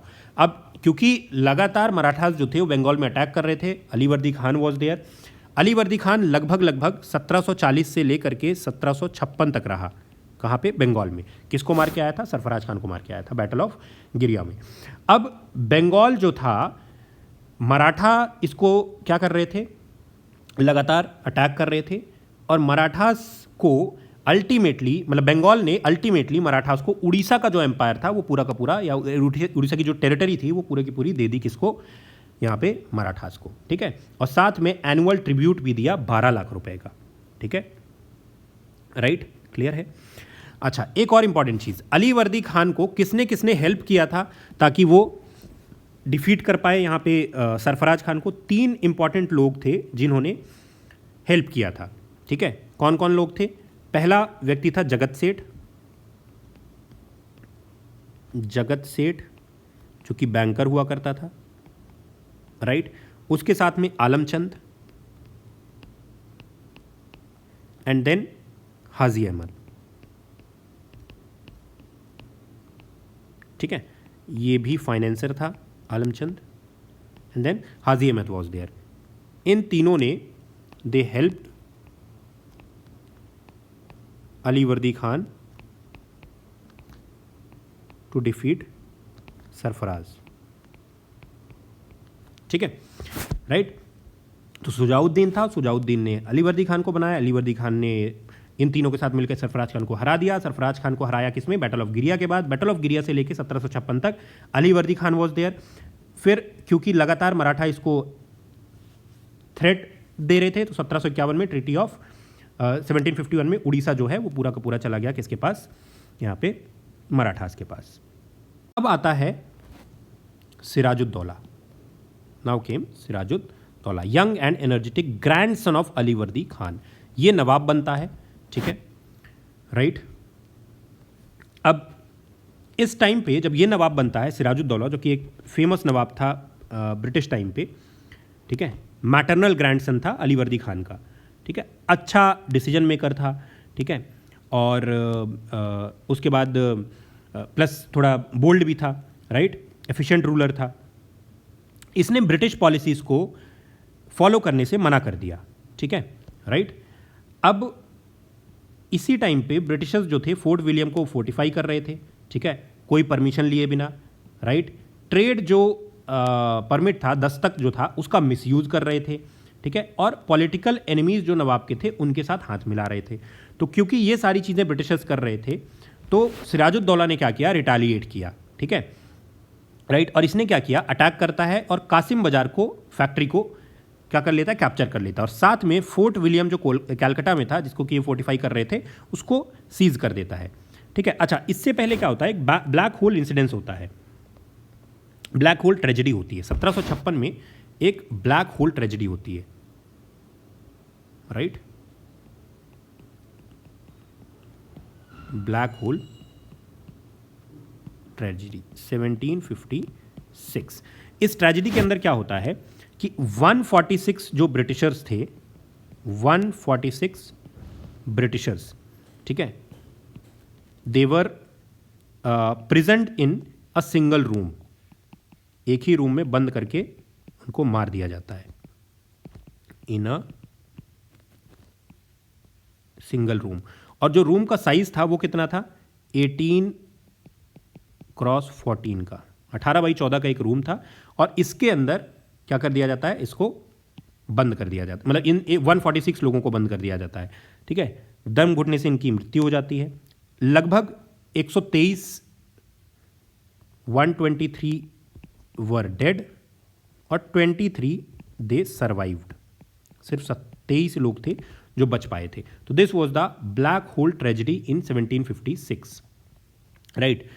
अब उस टाइम पे कर्नल था रॉबर्ट क्लाइव, एडमिरल था चार्ल्स वॉटसन, ठीक है। और इन्होंने क्या किया, इस इंसिडेंट के बाद after black hole tragedy, Robert Clive और साथ में एडमिरल, ये कर्नल था, एंड एडमिरल चार्ल्स वॉटसन, इन दोनों ने मिल करके क्या किया, दे चार्ज्ड अपॉन नवाब, ताकि वो कैलकाटा को कैप्चर कर लें, ठीक है, इस इंसिडेंट के बाद, ठीक। चलिए, नाउ व्हाट हैपेंड, ये 1756 में हुआ, राइट। अब 1757 में होता है क्या, बैटल ऑफ प्लासी, ठीक है, the famous battle of Plassey. When did it happen, 1757। क्या होता है इस टाइम पे, एक तरफ सिराजुद्दौला था, ठीक है, एक तरफ रॉबर्ट क्लाइव था, जो कि इंग्लिश ईस्ट इंडिया कंपनी का कमांडर था। इसी ने पूरी कॉन्स्पिरेसी का नेटवर्क जो है रचा था, राइट। अब इसके साथ कौन कौन आ गया, मीर जफर जो कि मिलिट्री कमांडर था उस टाइम पे, किसका, सिराजुद्दौला का, ठीक है। जगत सेठ बैंकिंग फैमिली, फाइनेंशियल ग्रुप का था, ठीक है। देन ओमी चंद, राय दुर्लभ, ये सारे लोग मिल करके इन्होंने क्या किया कि 23 जून 1757 को प्लासी बंगाल में एक युद्ध लड़ा जाता है, जिसमें ब्रिटिशर्स और सिराजुद्दौला आमने सामने होते हैं, ठीक है। अब ब्रिटिशर्स जीत नहीं पाते अगर सिराजुद्दौला को अपनों ने ही यहाँ पे बिट्रे नहीं किया होता, जिसमें कि खास करके मीर जफर था, ठीक है, राइट, क्लियर। तो इस टाइम पे क्या होता है कि 1757 में दिस जो इंग्लिश जो थे, इन्होंने मीर जफर को, मतलब मीर जफर के साथ मिलकर के सिराजुद्दौला को हराया। सिराजुद्दौला जो है उसको थ्रोन पे बिठा दिया, ठीक है, और अल्टीमेटली जो उनकी डिवाइड एंड रूल पॉलिसी थी वो क्या हुई, पूरी तरीके से सक्सेसफुल हुई। एक्चुअली किया क्या था मीर जफर ने, Mir Jafar was the military commander. Sirajuddaula को लग रहा था कि मीर जफर जो है, जब हम लड़ाई लड़ेंगे ब्रिटिशर्स के अगेंस्ट, तो मीर जफर हमारी तरफ से लड़ेगा, हमारा कमांडर है, ठीक है। अब सोचो आर्मी चीफ ही जो है वो ब्रिटिशर्स के साथ मिल जाए तो कैसे कोई लड़ाई जीत पाएगा। तो अल्टीमेटली मीर जफर ने बिट्रे किया यहाँ पे, and this orchestrated betrayal marks the definitive beginning of British political rule and influence over Bengal. यहाँ से शुरू हो जाती है ब्रिटिशर्स की, क्योंकि उन्होंने बंगाल को हरा दिया था, जो कि एक सबसे मेजर आप कह सकते हैं कि बॉटल नेक था ब्रिटिशर्स को अपनी सत्ता को इस्टेब्लिश करने के लिए। तो सिराजुद्दौला वॉज देयर, डिफीट हो जाता है, he got killed. Mir Zafar, जगत सेठ, ओमी चंद, राय दुर्लभ, ये सब रॉबर्ट क्लाइव के साथ मिल जाते हैं और अल्टीमेटली बैटल ऑफ प्लासी में ब्रिटिशर्स जीत जाते हैं। अब क्या हुआ, क्योंकि मीर जफर ने ब्रिटिशर्स को हेल्प करी थी, तो मीर जफर को वादे के तहत क्या बनाया गया, एक पपेट रूलर बनाया गया। ठीक है, बैटल ऑफ प्लासी के बाद। ये सब कुछ कब होता है, बैटल ऑफ प्लासी में। प्लासी कहाँ है, बंगाल में। कब हुआ था, 1757 में। ठीक है, राइट। नाउ व्हाट हैपेंड, ये इंग्लिश ईस्ट इंडिया की फाइनेंशियल डिमांड्स को मीट करने के लिए पूरी तरीके से अनेबल था। ठीक है, या पूरी तरीके से नॉन कॉम्पिटेंट था। ठीक है, धीरे धीरे करके अनपॉपुलर हो गया और अल्टीमेटली जो इसके कॉर्पोरेट मास्टर थे यानी ब्रिटिशर्स, उनके द्वारा इसको हटा दिया गया। ठीक है, अब इसकी जगह पे किसको लाया गया, मीर कासिम को। 1760 में विद इन 3 ईयर्स एक नए बंदे को लाया जाता है, मीर कासिम को। ठीक है, अक्टूबर 1760 में। ठीक है, अच्छा, मीर जफर को जैकाल ऑफ लाइफ भी बोला जाता था, jackal of Clive, Robert Clive का जैकाल। ठीक है, चलिए अब आता है मीर कासिम 1760 में। इसको कौन लाता है, फिर से वही ब्रिटिशर्स लेकर के आते हैं कि भैया अब तुम बनो। ठीक है, रिप्लेसमेंट के तौर पे लेकर के आए। इसने क्या किया, कैपिटल को मूव करता है मुर्शिदाबाद से मुंगेर। ये इसका पहला बड़ा काम था। ठीक है, और अली वर्दी खान के बाद he was the one of the most able you can say the ruler of Bengal. ठीक है, तो कैपिटल मुर्शिदाबाद से मुंगेर शिफ्ट करता है। पहले उसका नाम मोंगेर हुआ करता था। ठीक है, फिर मिलिट्री मूव्स की बात करें, मॉडर्नाइज किया आर्मी को। ठीक है, and he abolished internal trade duties entirely. ठीक है, और जो ब्रिटिश दस्तख्त का मिसयूज कर रहे थे, ठीक है, जो कि मुगल्स के द्वारा दिया जाता था, उसको भी इसने क्या किया, कम किया, मतलब मुगल्स के फेवर में काम किया। ठीक है, तो जब इंग्लिश ने कस्टम ड्यूटीज को एबॉलिश किया लोकल ट्रेड में बंगाल में, तो मीर कासिम ने क्या किया कि रिटेलिएट किया। ठीक है, जब रिटेलिएट किया तो ब्रिटिशर्स इसके अगेंस्ट हो गए। ठीक है, ध्यान से समझना। अब ब्रिटिशर्स शुरुआत में तो उन्होंने ही बनाया था इसको, बट धीरे धीरे करके ये अगेंस्ट हो गए ब्रिटिशर्स। अब जब ब्रिटिशर्स अगेंस्ट हो गए तो उसके बाद क्या होता है कि इसको भी डर लगने लगा। किसको, मीर कासिम को। अब मीर कासिम कहां बैठा हुआ था, मीर कासिम बैठा हुआ था बंगाल में। बंगाल में था मीर कासिम, यहां पे। ठीक है, यहां कहीं पे है अवध। ठीक है, और यहां पे था दिल्ली या मुगल्स जहां पे थे, और बंगाल में ही साथ में कौन था, इंग्लिश ईस्ट इंडिया कंपनी। ठीक है, अब इसको ये लगने लगा मीर कासिम को कि यार अगर मैं ब्रिटिशर से अकेले लड़ूंगा तो दिक्कत हो जाएगी, फिर से लड़ाई लड़ना पड़ेगा। और उसको ये भी अच्छे से पता था कि इन्होंने मीर जफर के साथ कैसे मिलकर के धोखा दिया, कैसे मीर जफर को धोखा दिया और मुझे बनाया, तो मुझे भी कभी भी धोखा देकर के हटा सकते हैं। और प्लस विरोध तो कर ही रहा था, तो अब इसको लगा कि यार अकेले लड़के तो काम नहीं चलने वाला है। तो मीर कासिम के साथ कौन कौन आ गया, जो नवाब मीर कासिम था ये जाकर के नवाब ऑफ अवध से मिलता है और सुजाउद्दौला से मिलता है। सुजाउद्दौला कौन था, मुगल एम्परर। ठीक है, तो ये जाकर के इससे मिलता है और इससे मिलता है। ये तीनों आपस में क्या करते हैं, अलायंस करते हैं। ठीक है, तीनों लोग अलायंस करते हैं, राइट। अब 22 अक्टूबर 1764 को क्या होता है कि बिहार में एक जगह है बक्सर, ठीक है, पटना के पास में। ठीक, तो इन दोनों के बीच में लड़ाई होती है, किसके, ब्रिटिशर्स और united forces of Mir Qasim, then nawab of Awadh and then Shujauddaula. ठीक है, राइट। तो एक तरफ कौन था, मीर कासिम नवाब ऑफ बंगाल, राइट। दूसरी तरफ कौन था, सुजाउद्दौला नवाब ऑफ अवध, एंड तीसरी तरफ दिल्ली में बैठा हुआ कौन था, शाह आलम II, जो कि उस समय पे मुगल एम्परर था। ठीक है, तो Shuja-ud-Daula was not the Mughal emperor, Shah Alam II was the Mughal emperor. साथ में आया कौन, साथ में आया सुजाउद्दौला और मीर कासिम। ये तीनों ने मिलकर के ट्राई पार्टाइट अलायंस बनाया, ट्राई पार्टाइट अलायंस बनाया। तीनों एक साथ आ गए, एक साथ आकर के लड़ाई कहां पे लड़ी, बक्सर में, पटना के पास। इधर कौन था, दूसरी तरफ यूनाइटेड फ्रंट में ब्रिटिश फोर्सेस, इनका लीडर कौन था, Hector Munro. Hector Munro was the leader of British forces. ये दोनों आपस में लड़ाई लड़ते हैं, कहां पे, बक्सर में, 1764 में। ठीक है, अब क्योंकि ब्रिटिशर्स के पास फोर्सेस बहुत पावरफुल थे, इन्होंने पूरी तरीके से क्रश कर दिया इंडियन पावर्स को, पूरी तरीके से ये खत्म कर दिया बैटल ऑफ बक्सर में। ठीक है, राइट। मीर कासिम डिफीट हो जाता है, साथ में शाह आलम टू भी डिफीट हो जाता है। अब शाह आलम टू जो था, जो कि उस समय पे मुगल एम्परर था, उसने क्या किया कि एक ट्रीटी करी। ठीक है, ट्रीटी कौन सी होती है? Treaty of Allahabad.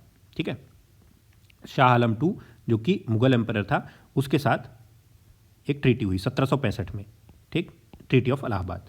अब इसके थ्रू क्या होता है? English East India Company officially receives absolute rights to collect revenue across the Bengal, Bihar, Orissa, हर जगह का रेवेन्यू राइट जो टैक्स कलेक्शन है वो किसके पास चला गया? इस ट्रीटी के बाद ब्रिटिशर्स के पास चला गया। क्यों देना पड़ा? अदरवाइज फिर से यहाँ पे क्या करेंगे? लड़ाई लड़ेंगे, फिर हरा देंगे, फिर पूरा ही सीड करना पड़ेगा। ठीक है, अब पूरा जो कंट्रोल है एक तरीके से इंग्लिश ईस्ट इंडिया कंपनी के पास आ गया, जो सेंट्रल और ईस्टर्न रीजन है। ठीक है, और यहां से शुरू होती है super powerful dominance after the treaty of Allahabad in 1765। और ये ट्रीटी बैटल ऑफ बक्सर के बाद हुई थी, ये भी ध्यान रखें थे। ठीक है, किसके किसके बीच में हुई थी? मुगल एम्परर शाह आलम टू और साथ में ब्रिटिश पावर। तो दो इंपॉर्टेंट यहां पे वॉर्स फाइट किए गए। प्लासी, ठीक है, प्लासी में क्या था कि मुगल एम्परर यहाँ पे सिराजुद्दौला को हराने के लिए मीर जफर को ब्राइब किया, मीर जफर को अपनी तरफ कर लिया, अपनी तरफ करके और यहाँ पे हरा दिया। ठीक है, राइट, सिर्फ नवाब ऑफ बंगाल के अगेंस्ट ये हुआ था।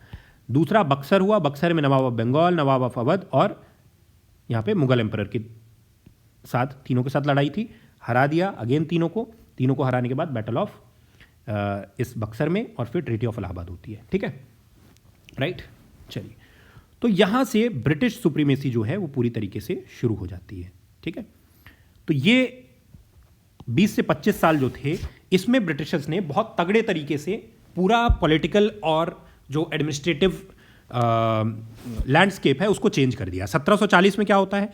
अली वर्दी खान को पावर सीज करता है ये। ठीक है, और बंगाल एक तरीके से इंडिपेंडेंट हो जाता है। सिराजुद्दौला पावर में आता है 1756 में। ठीक है, 40 से 56 तक कौन रहता है? अली वर्दी खान रहता है। राइट, अली वर्दी खान कौन था? सरफराज खान के अंदर आर्मी कमांडर था। ठीक है, राइट, सरफराज खान को हराने में इसकी मदद करते हैं जगत सेठ, आलमचंद, हाजी अहमद, ये सब याद होगा आपको।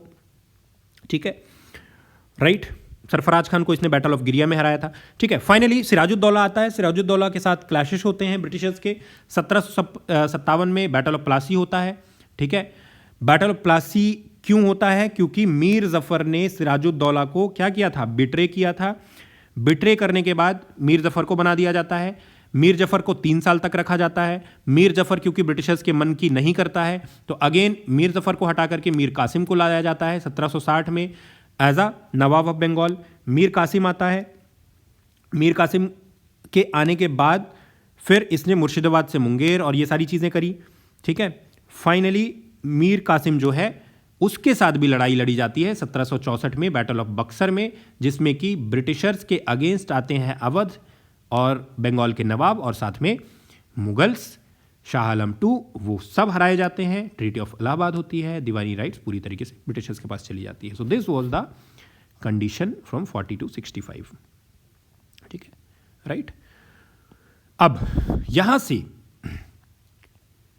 पूरी तरीके से आप कह सकते हैं कि ब्रिटिशर्स जो थे अब वो इंडिया में रूल करना इन्होंने शुरू कर दिया था। ठीक है, राइट। जो एक डाउनफॉल हुआ इंडियन रूलर्स का, वो उसका जो एक फाइनल ब्लो था वो इन 25 सालों में मिला। मतलब इन्होंने जो जितने भी मेजर यहाँ पे रूलर्स थे, जितने भी मेजर स्टेक होल्डर्स थे, उन सबको हरा करके और फाइनली अपना इस्टेब्लिश कर लिया पूरा का पूरा एम्पायर। ठीक है, अब बात करते हैं हम लोग अलग अलग मुगल्स के बाद का जो लैंडस्केप था सेंट्रल और नॉर्थ इंडिया में और साउथ इंडिया में। 3 सक्सेसर स्टेट्स थे, अवध, हैदराबाद और Karnataka region. Warrior states major थे मराठास, सिख्स और राजपूत्स। ठीक है, राइट। अब अवध की बात करते हैं। Let's talk about the Awadh. ठीक है, नाउ अवध की अगर बात करें तो Saadat Khan was the one who was the subedar of Awadh 1722 से लेकर के 1739 तक। बुरहानुल मुल्क का इनको टाइटल दिया गया था। ठीक है, अंडर मुगल्स। ठीक। He was the subedar of Awadh by emperor Mohammed Shah, ठीक है। तो पहले सूबेदार बनाया गया, सूबेदार से इन्होंने अपना एक अलग स्टेट बना लिया, रेवेन्यू एडमिनिस्ट्रेशन को रीऑर्गेनाइज किया, ठीक है, लोकल जमींदार की पावर्स को कम किया, मिलिट्री को स्ट्रेंथन किया। और 1739 में जो सादत खान, अच्छा इनका जो कोर्ट था it was at Faizabad, court was at Faizabad, right. Taxes को फिक्स किया, ठीक है। और उसके बाद जो है मॉडर्न डे फैजाबाद बेसिकली इसके पास है, अयोध्या के पास है, तो इसी को इसने कैपिटल बनाया, राइट। अब 1739 में क्या होता है कि he was captured at the battle of Karnal. Nadir Shah का इन्वेजन होता है इंडिया में, कैप्चर कर लिया जाता है। कैप्चर करने के बाद बहुत ह्यूमिलिएशन फील होती है 1739 में, और उसके बाद ही कमिटेड सुसाइड, ठीक है, राइट, क्लियर। अच्छा, इसका एक और टाइटल था आसफ जाह वन, आसफ जाह वन, ठीक। नाउ केम सफदरजंग, ठीक है। इसके बाद आता है सफदरजंग 1739 से लेकर के 1754 तक, 15 साल के लिए सफदरजंग केम, ठीक है। ही सक्सीड्स द सादत खान, ठीक है। अब ये कौन था? ये नेफ्यू था सादत खान का, he was the nephew of Saadat Khan. Saadat Khan के बाद ये आते हैं, ठीक है, नवाब बन जाते हैं वहाँ के।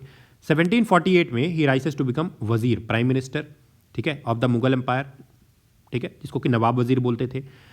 20 लाख रुपए ट्रिब्यूट देते हैं नादिर शाह को, ठीक है। राजपूत चीफ्स के साथ रिकनसाइल करते हैं, मराठा अलायंसेस को के साथ मिल करके और रीजनल पावर को और ज़्यादा कंसोलिडेट करने की कोशिश करते हैं, ठीक है, राइट।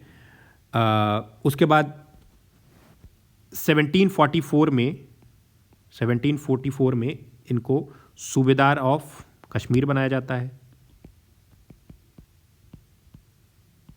ठीक है, राइट, क्लियर। तो इस तरीके से, अच्छा, इसी ने फर्रुखाबाद को पठान से हथियाता है, ये फ्रॉम पठान्स, ठीक है, ही वन फर्रुखाबाद फ्रॉम पठान्स। लखनवी जो अंदाज है, लखनऊ कल्चर है, वो भी सफदरजंग के टाइम पे ही डेवलप होता है, ठीक है, मेनली, राइट, क्लियर। चलिए, तो ये नवाब वजीर बनते हैं।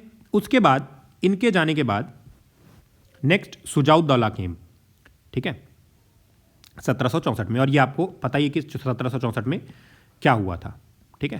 तो Shujauddaula was there, nawab of Awadh, Mir Qasim from Bengal, Shah Alam two from here, Mughal, ठीक है। क्लैश होता है, battle of Buxar, East India Company के साथ, हार जाते हैं, ट्रीटी ऑफ इलाहाबाद होता है। अवध को इस टाइम पे हेवी इंडेमनिटी यहाँ पे पे करना पड़ता है ब्रिटिशर्स को, ठीक है। और अब अवध जो है पूरी तरीके से ब्रिटिशर्स के अंदर आ जाता है, ठीक है, राइट, क्लियर। तो दिस वॉज सुजाउद्दौला, ठीक है। अच्छा, आज ये जो सुजाउद्दौला था, इसके टाइम पे ये ही was the son of Safdarjung, ये सफदरजंग का बेटा था, ठीक है। अपॉइंटेड इसको किसने किया था? He was appointed by Alamgir two, ठीक है, राइट। अच्छा, एक और इंपॉर्टेंट चीज यहां पे है कि जब थर्ड बैटल ऑफ पानीपत हुआ था, थर्ड बैटल ऑफ पानीपत कहां हुआ था सर?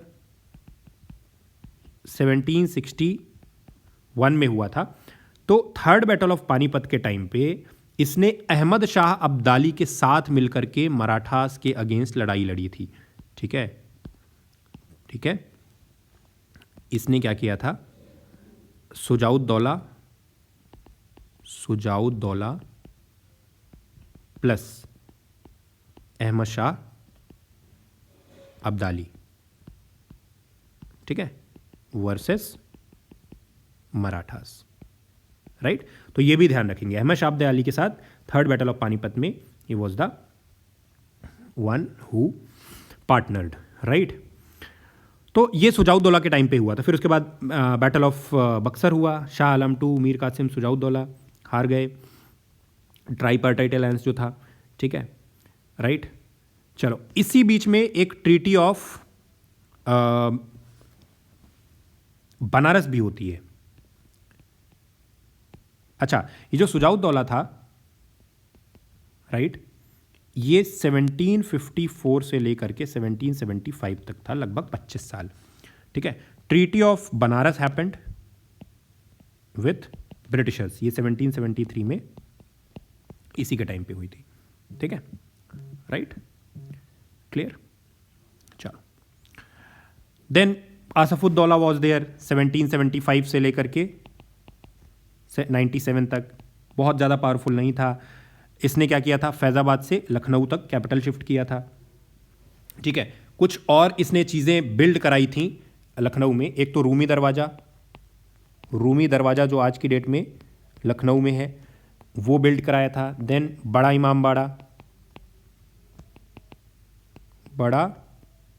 इमामबाड़ा, ये भी इसी ने बिल्ड कराया था। देन केम, यही दो इंपॉर्टेंट काम थे जो असफुद्दौला ने किया।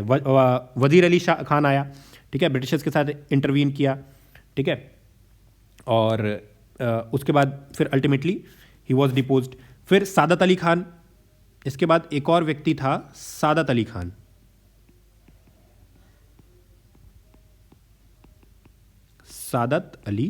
खान, राइट।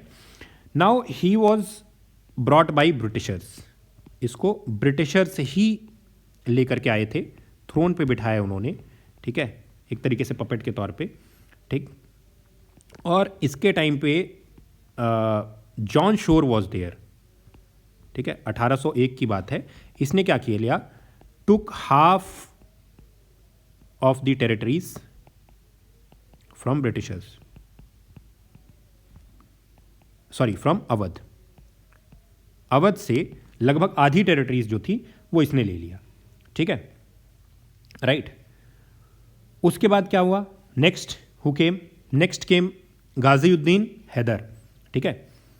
अब इसने क्या किया कि इसको टाइटल ऑफ बादशाह मिला, इसने अपने आप के लिए एक टाइटल लिया, बादशाह गियाजुद्दीन हैदर शाह, ठीक है।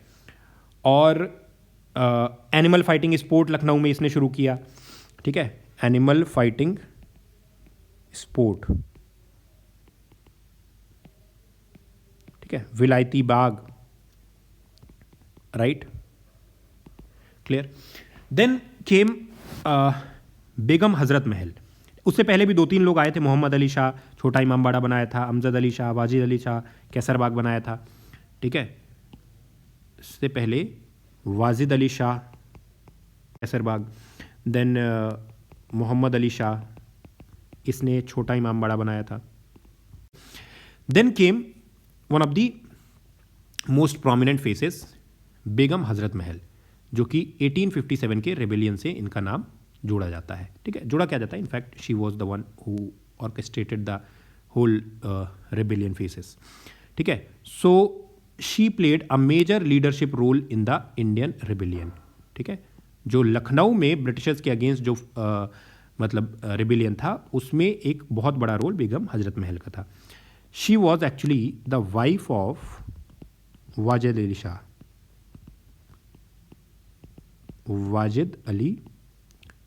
शाह, राइट, ठीक है। और इन्होंने 1857 के रिवोल्ट में पार्टिसिपेट किया था, राइट, क्लियर है सर। चलिए, अब इनके बाद बात करते हैं हम लोग डेक्कन रीजन की। ये तो था कहानी अवध की। नेक्स्ट इंपॉर्टेंट किंगडम था डेक्कन। अब डेक्कन की अगर हम बात करते हैं तो जो जिसका कि कैपिटल हैदराबाद हुआ करता था, यहाँ पे जो सबसे इंपॉर्टेंट कैरेक्टर है दैट इज निज़ामुल मुल्क आसफ जाह, इसका कि एक और नाम था चिनक्लीज खान। हैदराबाद को फाउंड करते हैं 1724 में। ये इनिशियली मुगल्स के अंडर थे, बाद में फिर इंग्लिश के साथ भी होते हैं, और एक बहुत ही डाइवर्सिफाइड इनका जो हिस्ट्री है वो देखा जाता है। So he introduce the highly structured jagirdari system वहाँ पे, ठीक है। मुगल्स को एक नॉमिनल लॉयल्टी शो करते थे, लेकिन अदरवाइज ये अपने आप को इंडिपेंडेंट मानते थे, राइट।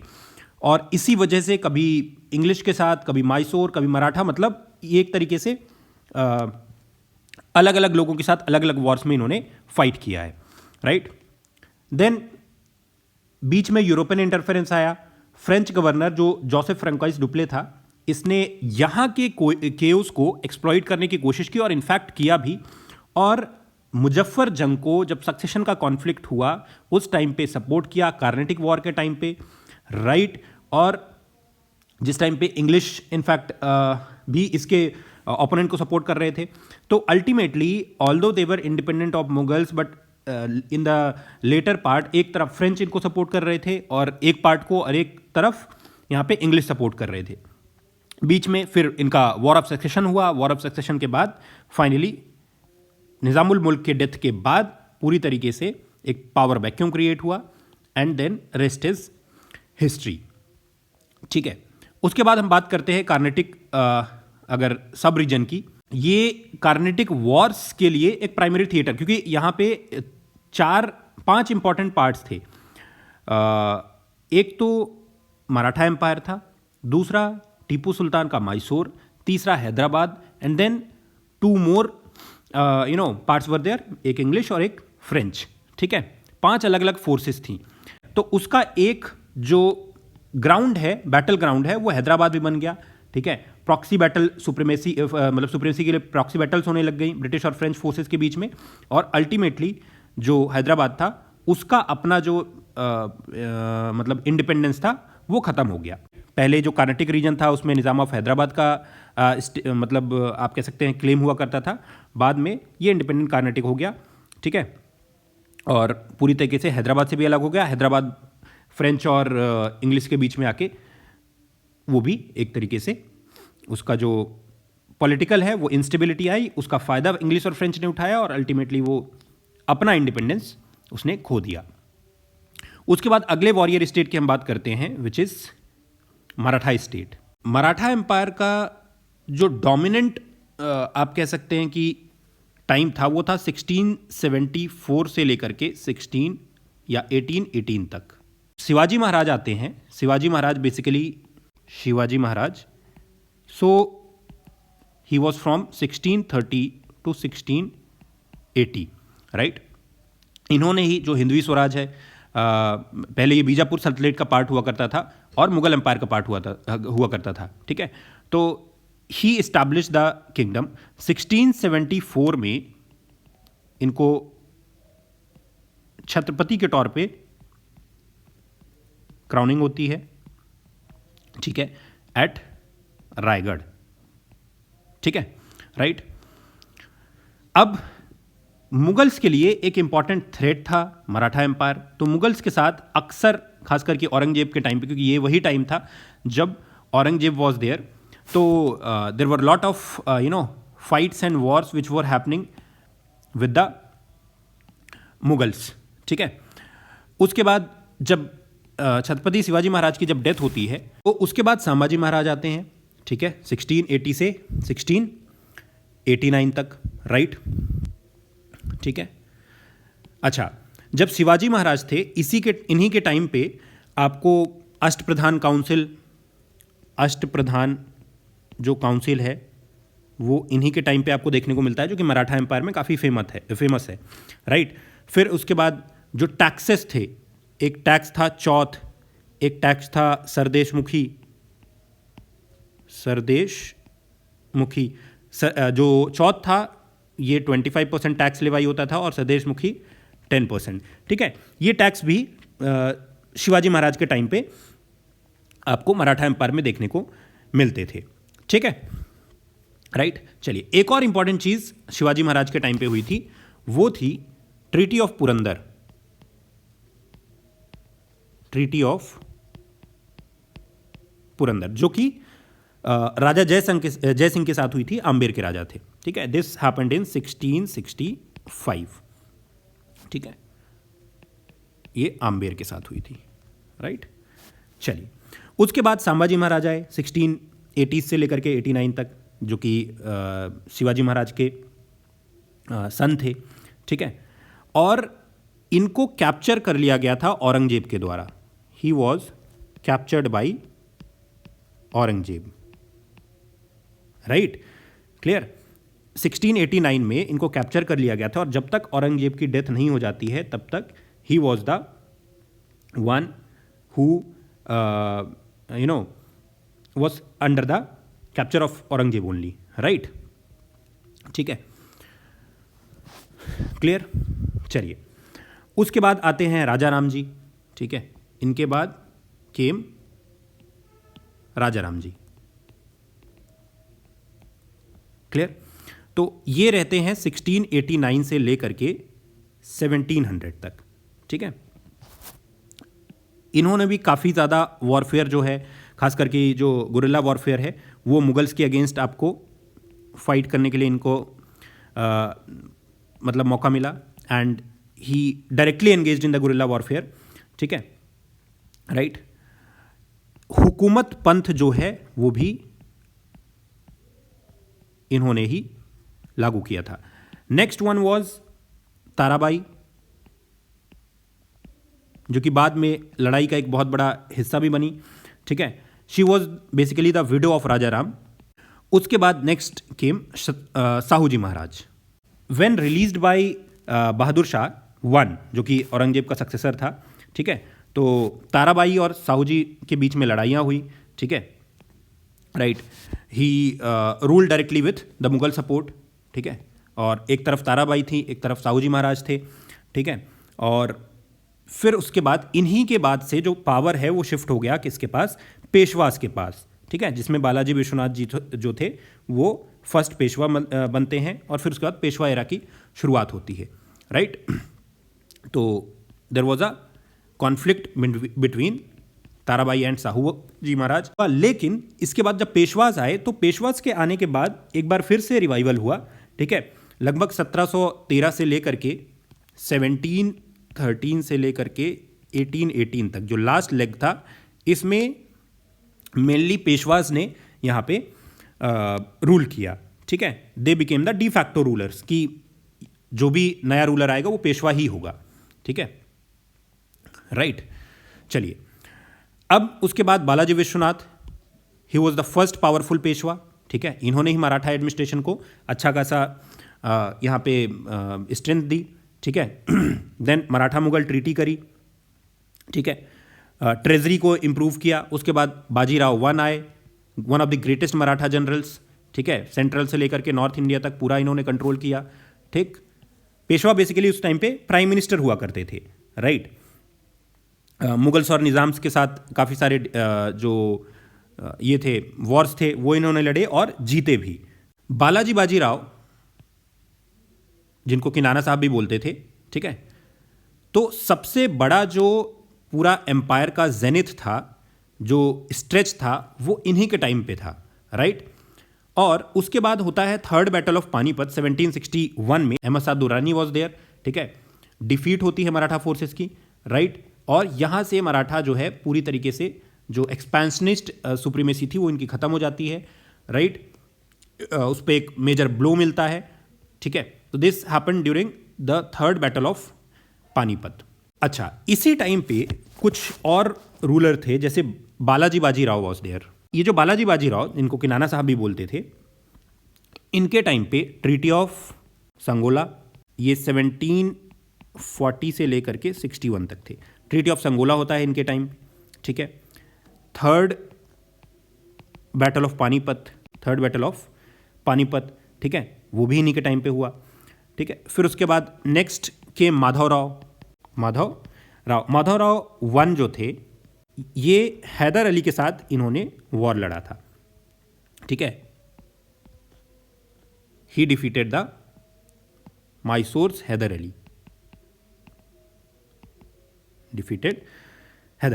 ठीक है। फिर एक और इंपॉर्टेंट रूलर और उनके टाइम पे होने वाली एक और इंपॉर्टेंट ट्रीटी ऑफ सालबाई, जिसके बारे में हमने क्वेश्चन भी देखा है सीडीएस एग्जाम में। तो ट्रीटी ऑफ सालबाई जो है वो इन्हीं के टाइम पे हुई थी, ट्रीटी ऑफ सालबाई, ठीक है, 1782, फर्स्ट एंग्लो मराठा वॉर, ठीक है, राइट, क्लियर। चलो, and then finally it was Bajirao second. इनके टाइम पे सेकेंड और थर्ड एंग्लो मराठा वॉर हुए थे, एंग्लो मराठा वॉर्स, ठीक है। और इनके टाइम पे हुई थी ट्रीटी ऑफ बसेन, ट्रीटी ऑफ बसेन 1802। तो this was the first Anglo Maratha war 1775 से लेकर के 1782 तक हुआ, ठीक है। अब ये जो फर्स्ट एंग्लो मराठा वॉर था, इसके दौरान ट्रीटी ऑफ सूरत हुआ एंड ट्रीटी ऑफ पुरंदर, बाद में शुरुआत होती है, फिर बाद में ट्रीटी ऑफ सल्पाई से इसका एंड होता है। तो फर्स्ट एंग्लो मराठा वॉर हुआ 1775 से 82 तक, याद रखेंगे, ठीक है। क्यों हुआ था? क्योंकि पेशवाज के बीच में there was internal war, right, कि माधवराव की डेथ के बाद जो पेशवा थे वो आपस में लड़ रहे थे कि कौन यहाँ पे गद्दी पे बैठेगा, राइट। एक तरफ नाना फडणवीस थे, एक तरफ रघुनाथ राव थे, नाना फडणवीस मतलब माधवराव टू, ठीक है। और इनकी डेथ के बाद इन रघुनाथ राव और नाना फडणवीस के बीच में लड़ाई हुई, ठीक है, राइट। ट्रीटी ऑफ सूरत होती है ब्रिटिशर्स और रघुनाथ राव के बीच में 1775 में, ठीक है। ट्रीटी ऑफ पुरंदर होता है नाना फडणवीस और ब्रिटिशर्स के बीच में 1776 में। इसी के बाद जो बसेन और सालसेट थे, ठीक है, दो जो मेजर टेरिटरीज थी वो ब्रिटिशर्स को दे दी गई थी। ट्रीटी ऑफ सूरत ये 1775 में हुआ था, 1775 में। तो यहाँ से शुरुआत होती है, ये 1776 में होता है, और फाइनली ट्रीटी ऑफ सलवाई पे ये वॉर जो है ये एंड होता है। ट्रीटी ऑफ सलवाई जो है, इस पे सवाल भी पूछा गया था सीडीएस एग्जाम में, ठीक है। इसके तहत क्या होता है, जो रघुनाथ राव थे he was sent to Gujarat and Madhavrao को पेशवा बना दिया जाता है। तो ultimately Madhavrao one restores fragmented power post Panipat, और उसके बाद माधवराव नारायण। फिर उसके बाद नेक्स्ट होता है सेकेंड एंग्लो मराठा वॉर 1803 से लेकर के 1805 तक। अब इस टाइम पे जो सिंधियास और होलकर्स थे उन्होंने ट्राई किया कि हम क्या करें, पेशवा के ऑफिस को कंट्रोल करें, ठीक है, राइट। इसमें सिंधियास और होलकर्स भी आ गए थे। यहां से होता है ट्रीटी ऑफ बसेन 1802 में, ठीक है। तो पेशवा बाजीराव टू ने ब्रिटिशर्स के साथ एक ट्रीटी की, ट्रीटी ऑफ बसेन, ठीक, और मराठास जो थे वो आ गए सब्सिडियरी अलायंस के अंदर, जो कि लॉर्ड वेलेस्ले ने लागू किया था 1799 के आसपास, ठीक है। तो इसी ट्रीटी के बाद सब्सिडियरी अलायंस जो है वो मराठास ने साइन कर लिया था, ठीक, राइट। चलिए, तो दिस वाज ट्रीटी ऑफ बसेन। अच्छा, इसमें हुआ था बैटल ऑफ पूना, एक फेमस बैटल था, बैटल ऑफ पूना, राइट। कब हुआ था सर? 1802 में, 1802 में। इसमें कौन कौन फाइट किया था? एक तरफ थे सिंधियास प्लस मराठास वर्सेस होलकर्स। होलकर्स की जीत होती है, right, and they lost. This was second Anglo Maratha war. उससे पहले battle of Poona was there, ठीक है। तो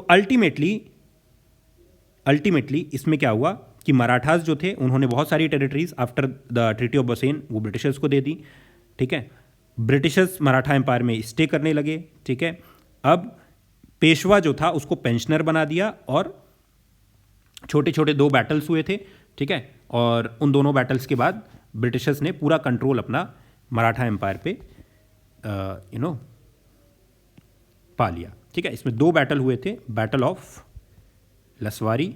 सो अल्टीमेटली सिंधियास, भोसलेस, ये basically they were against the Britishers, ठीक है। होलकर्स अलग हो गए बाद में, गायकवाड़ ब्रिटिशर्स के साथ आ गए। मतलब ये जो 4-5 मेजर फोर्सेस थे मराठा एम्पायर के अंदर, होलकर, सिंधियास, गायकवाड़, भोसलेस, ठीक है, राइट। और सिंधियास और होलकर्स जो थे ये सब्सिडरीज बन गए इंग्लिश ईस्ट इंडिया कंपनी के, ठीक है। उड़ीसा भी ब्रिटिशर्स के पास चला गया। तो ये सारी चीज़ें उस टाइम पे हुई और अल्टीमेटली मराठा एम्पायर पूरी तरीके से ख़त्म हो गया। सिंधियास और भोसलेस जो थे और होलकर्स ये दोनों ही सब्सिडरी बन गए, दे बिकेम सब्सिडियरीज, ठीक है। चलिए, फिर थर्ड एंग्लो मराठा वॉर होता है 1817 से लेकर के 1818, Peshwa Bajirao 2 entirely and finally he was defeated. Maratha जो एम्पायर है पूरी तरीके से एंड हो जाता है, ठीक है, राइट। और the warrior state it is completely dissolve, ठीक है, राइट, क्लियर। ये जो सिंधियास, होलकर्स, साथ में भोसलेस, ठीक है, they all came under British subsidiary alliance, ठीक है, या उनके अंडर आ गए, राइट, एक्सेप्ट कर लिया और उनके अंदर आ गए, ठीक है। इस बार होलकर्स, पेशवास और भोसलेस ये सब एक साथ मिलकर के लड़ रहे थे, ठीक है, तो अल्टीमेटली ये सब के सब हराए जाते हैं, ठीक है। Lord Hastings was there.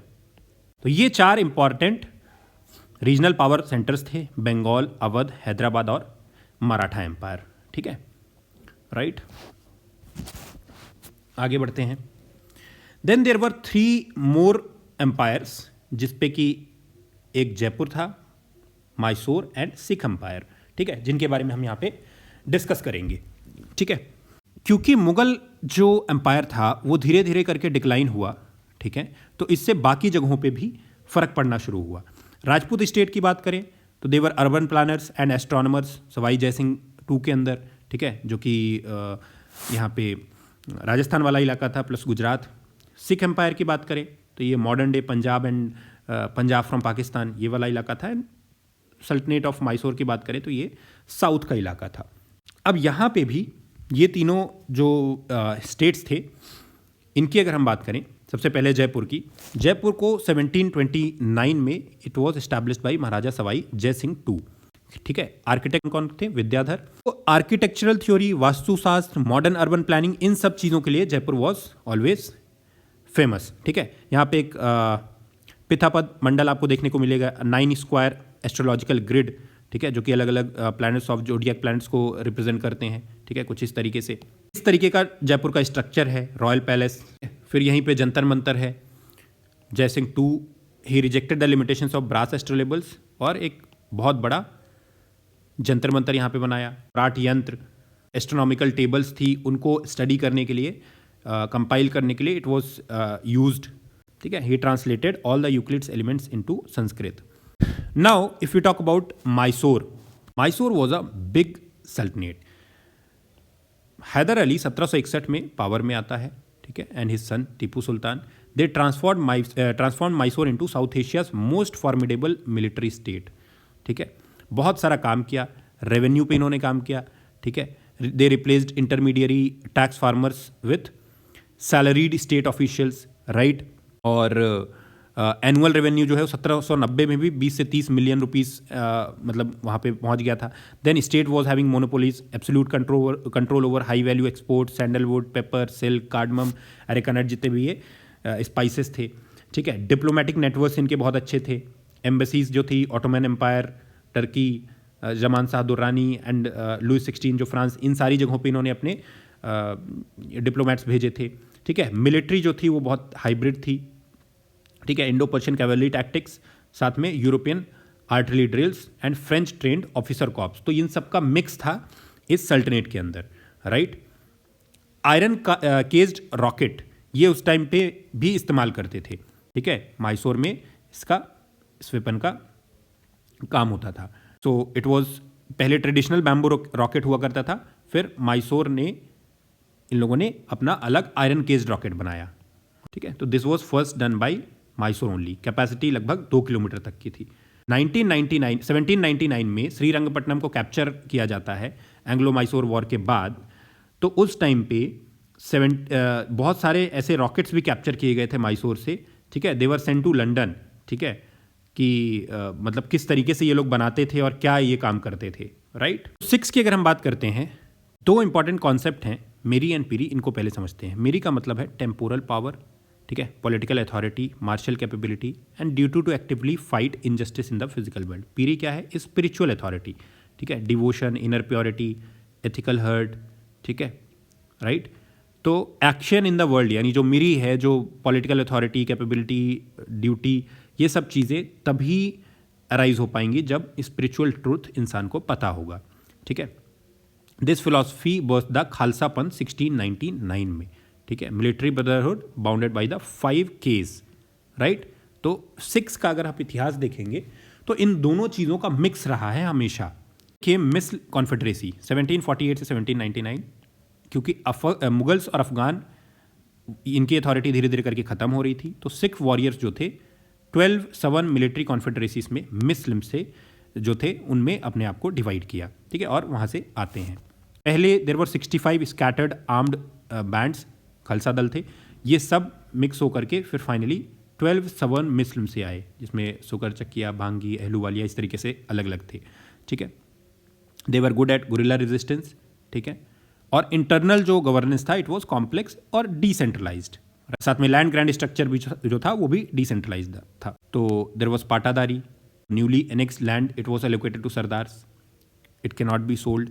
मिसलदारी was there, lands held by smaller chiefs, ठीक है, जो लार्जर मिसल को ज्वाइन करते थे, ये स्विच कर सकते थे। Jagirdari was there, grants given to meritorious individuals. And tabedari, land granted strictly in return to the active military service. अगर हम इंपॉर्टेंट रूलर्स की बात करें तो महाराजा रंजीत सिंह, ठीक है, ही टुक लाहौर इन 1799 एट द एज ऑफ 21, ठीक है, ऑफ सुरचाकिया मिसल। और इन्होंने उस टाइम पे यूनिफाइड सिख एम्पायर को क्रिएट किया all the way from Afghanistan to India, right. 1809 में एक ट्रीटी हुई थी, ट्रीटी ऑफ अमृतसर, ये इसकी बाउंड्री थी कि this will be the Sikh empire, right. Khyber Pass से लेकर के और सतलज रिवर की बाउंड्रीज तक इट वाज सिख एम्पायर, ठीक है। 1809 में ट्रीटी ऑफ अमृतसर जो होती है with the British east India company, इसमें क्या था कि जो ईस्टर्न फ्लैंक होगा सतलज रिवर को, उसके उस पार क्या होगा, पूरा का पूरा सिख एम्पायर होगा, ठीक है। मुल्तान, कश्मीर, पेशावर, ये सब इसके अंदर आएगा, ठीक है। इसी टाइम पे इन्होंने एक फौजी आइन बनाई, रेगुलर आर्मी, ठीक है, transition the army from irregular cavalry to discipline standing force, ठीक है। फ्रेंच और इटालियन जनरल्स आए आर्टिलरी और इन्फेंट्री के लिए महाराजा रंजीत सिंह के टाइम पे, ठीक है। इनके टाइम पे हिंदूज और मुस्लिम, साथ ही साथ यूरोपियंस भी इनके एडमिनिस्ट्रेशन का पार्ट थे। Although he was a staunch Sikh but still he incorporated all this people as well. चीज़ें और इंपॉर्टेंट है सिक्स के पॉइंट ऑफ व्यू से। एक तो 1838 में एक ट्राई पार्टाइट ट्रीटी हुई थी। ये जो ट्रीटी थी ये थी इंग्लिश, सिख, दुर्रानीस के बीच में। इंग्लिश की तरफ से कौन था? Britishers obviously. सिख्स की तरफ से रंजीत सिंह, दुर्रानीस की तरफ से शाह शुजा। ये जब एंग्लो सिख वॉर होता है तो ये लड़ाई होती है बेसिकली 1845 के आसपास पहली लड़ाई होती है। 2 एंग्लो सिख वॉर्स होते हैं। पहला एंग्लो सिख वॉर था, दिस हैपेंड इन 1845-46, राइट। अब इस टाइम पे होता क्या है कि जो ट्रीटी ऑफ अमृतसर थी, जो ब्रिटिशर्स और सिख्स के बीच में हुई थी, तो महाराजा दलीप सिंह के टाइम पे 1845 में, क्योंकि सिख्स ने जो बाउंड्री थी सतलज रिवर की वो क्रॉस कर दी थी। As per treaty of Amritsar आप बाउंड्री क्रॉस नहीं कर सकते हो, ठीक है। तो यहाँ पे सिख्स ने दे क्रॉस्ड बाउंड्री, ठीक है। जब सतलज की बाउंड्री इन्होंने क्रॉस कर दी तो एंग्लो सिख वॉर होता है एंड सिख्स गॉट डिफीटेड। इस टाइम पे सिख्स की तरफ से लड़ रहे थे महाराजा दलीप सिंह, मतलब जो लीडर थे। लाहौर कैप्चर हो जाता है। पहले एंग्लो सिख वॉर के बाद Lahore was captured by the Britishers, ठीक है।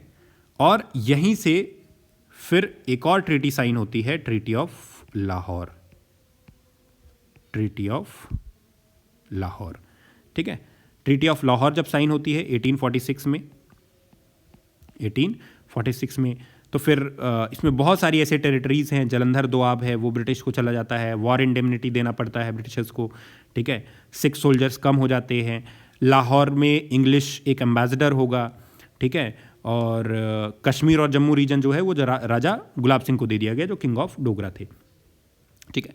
So this all happened during first Anglo Sikh war, right. फिर उसके बाद सेकेंड एंग्लो सिख वॉर भी होता है इसके 2 साल बाद, 1848 और 49 में।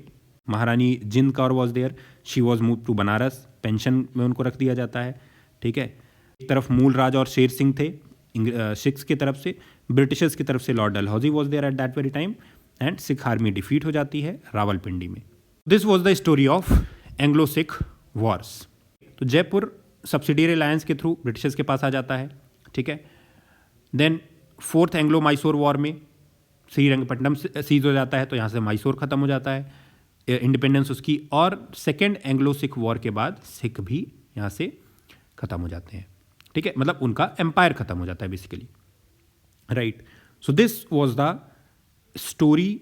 मैसूर की अगर हम बात करें, 1784 में ट्रीटी ऑफ मैंगलोर होती है, मैसूर को टेम्परेरी हॉल्ट मिलता है। उसके बाद 1799 में फोर्थ एंग्लो मैसूर के वॉर के बाद टीपू सुल्तान की डेथ हो जाती है, मैसूर पार्टीशन हो जाता है। तो ट्रीटी ऑफ अमृतसर हुआ 1809 में कि आप सतलज रिवर को क्रॉस नहीं करोगे। 1839 में रंजीत सिंह जी की डेथ हो जाती है, ठीक है, राइट। उसके बाद 1845 से 49 के बीच में 2 एंग्लो सिख वॉर्स होते हैं। और फाइनली जयपुर की बात करें तो जयपुर सब्सिडियरी अलायंस के अंदर आ जाता है। इसी बीच में एक बैटल ऑफ गुजरात भी होती है 1849 में, 21 फेब 1849, ठीक है। कंबाइंड सिख अफगान फोर्सेस के साथ, जिसको बैटल ऑफ द गन्स भी बोला जाता है, राइट। सिख आर्टिलरी को इसमें साइलेंस कर दिया जाता है, मतलब हार जाती है, ठीक है। 53 guns were captured, army was pushed into a 12 mile retreat, ठीक है। और पंजाब जो है फाइनली एनेक्स हो जाता है इसी एंग्लो सिख वॉर के, सेकेंड एंग्लो सिख वॉर के बाद। फिर कोहिनूर की जर्नी को समझते हैं, क्योंकि इनका सिख से लेना देना है। 1526 से 1739 तक it was held by the Mughals, ठीक है, until Nadir Shah of Persia took it from Mohammed Shah Rangila via the infamous turban trick, ठीक है, धोखे से लिया था। तो ये पर्शिया जाता है। 1747 से 83 तक pass through Afghan conquerors to Shah Shuja Durrani के पास आता है अफगानिस्तान। फिर शाह शुजा ने रंजीत सिंह को लाहौर में सरेंडर कर दिया 1813 से 49 के बीच में, जब ये इनकी लड़ाई हो रही थी, ठीक है। फिर उसके बाद 1849 में it was confiscated by Lord Dalhousie under the treaty of Lahore from 11 year old Maharaja Dalip Singh, ठीक है। जब ट्रीटी ऑफ लाहौर होती है सेकेंड एंग्लो सिख वॉर के बाद, तब महाराजा दलीप सिंह ने मतलब उनसे ज़बरदस्ती, एक तरीके से आप कह सकते हो, because he was a minor, Lord Dalhousie ने उसको कन्फिस्केट कर लिया, ठीक है। तो दिस वॉज द, और फिर वो लंदन चला जाता है विच नेवर रिटर्न बैक। तो यहाँ से जो मेजर हमारे सिख, मराठा, हैदराबाद, मैसूर, ये जितने भी एम्पायर्स थे, प्लस साथ में जयपुर, राइट, इन सब का यहाँ से हो जाता है पूरी तरीके से डिक्लाइन, ठीक है। And they were completely annexed by the English East India company, ठीक है। डिसमेंटल कर दिए गए कई जगह पे, मतलब आर्मी इतनी तगड़ी आ गई ब्रिटिशर्स की कि अब ये चाहते हुए कुछ नहीं कर सकते थे, ठीक है। और अल्टीमेटली ईस्ट इंडिया कंपनी का एक्सपेंशन होता रहा। इसके आगे का जो पार्ट है उसमें हम लोग we will study about the, तो डुअल गवर्नेंस है, कैसे मिलिट्री डोमिनेंस है, पॉलिटिकल और फाइनेंशियल सबवर्जन है, ये सारी चीज़ें किस तरीके से ब्रिटिशर्स ने उस टाइम पे की।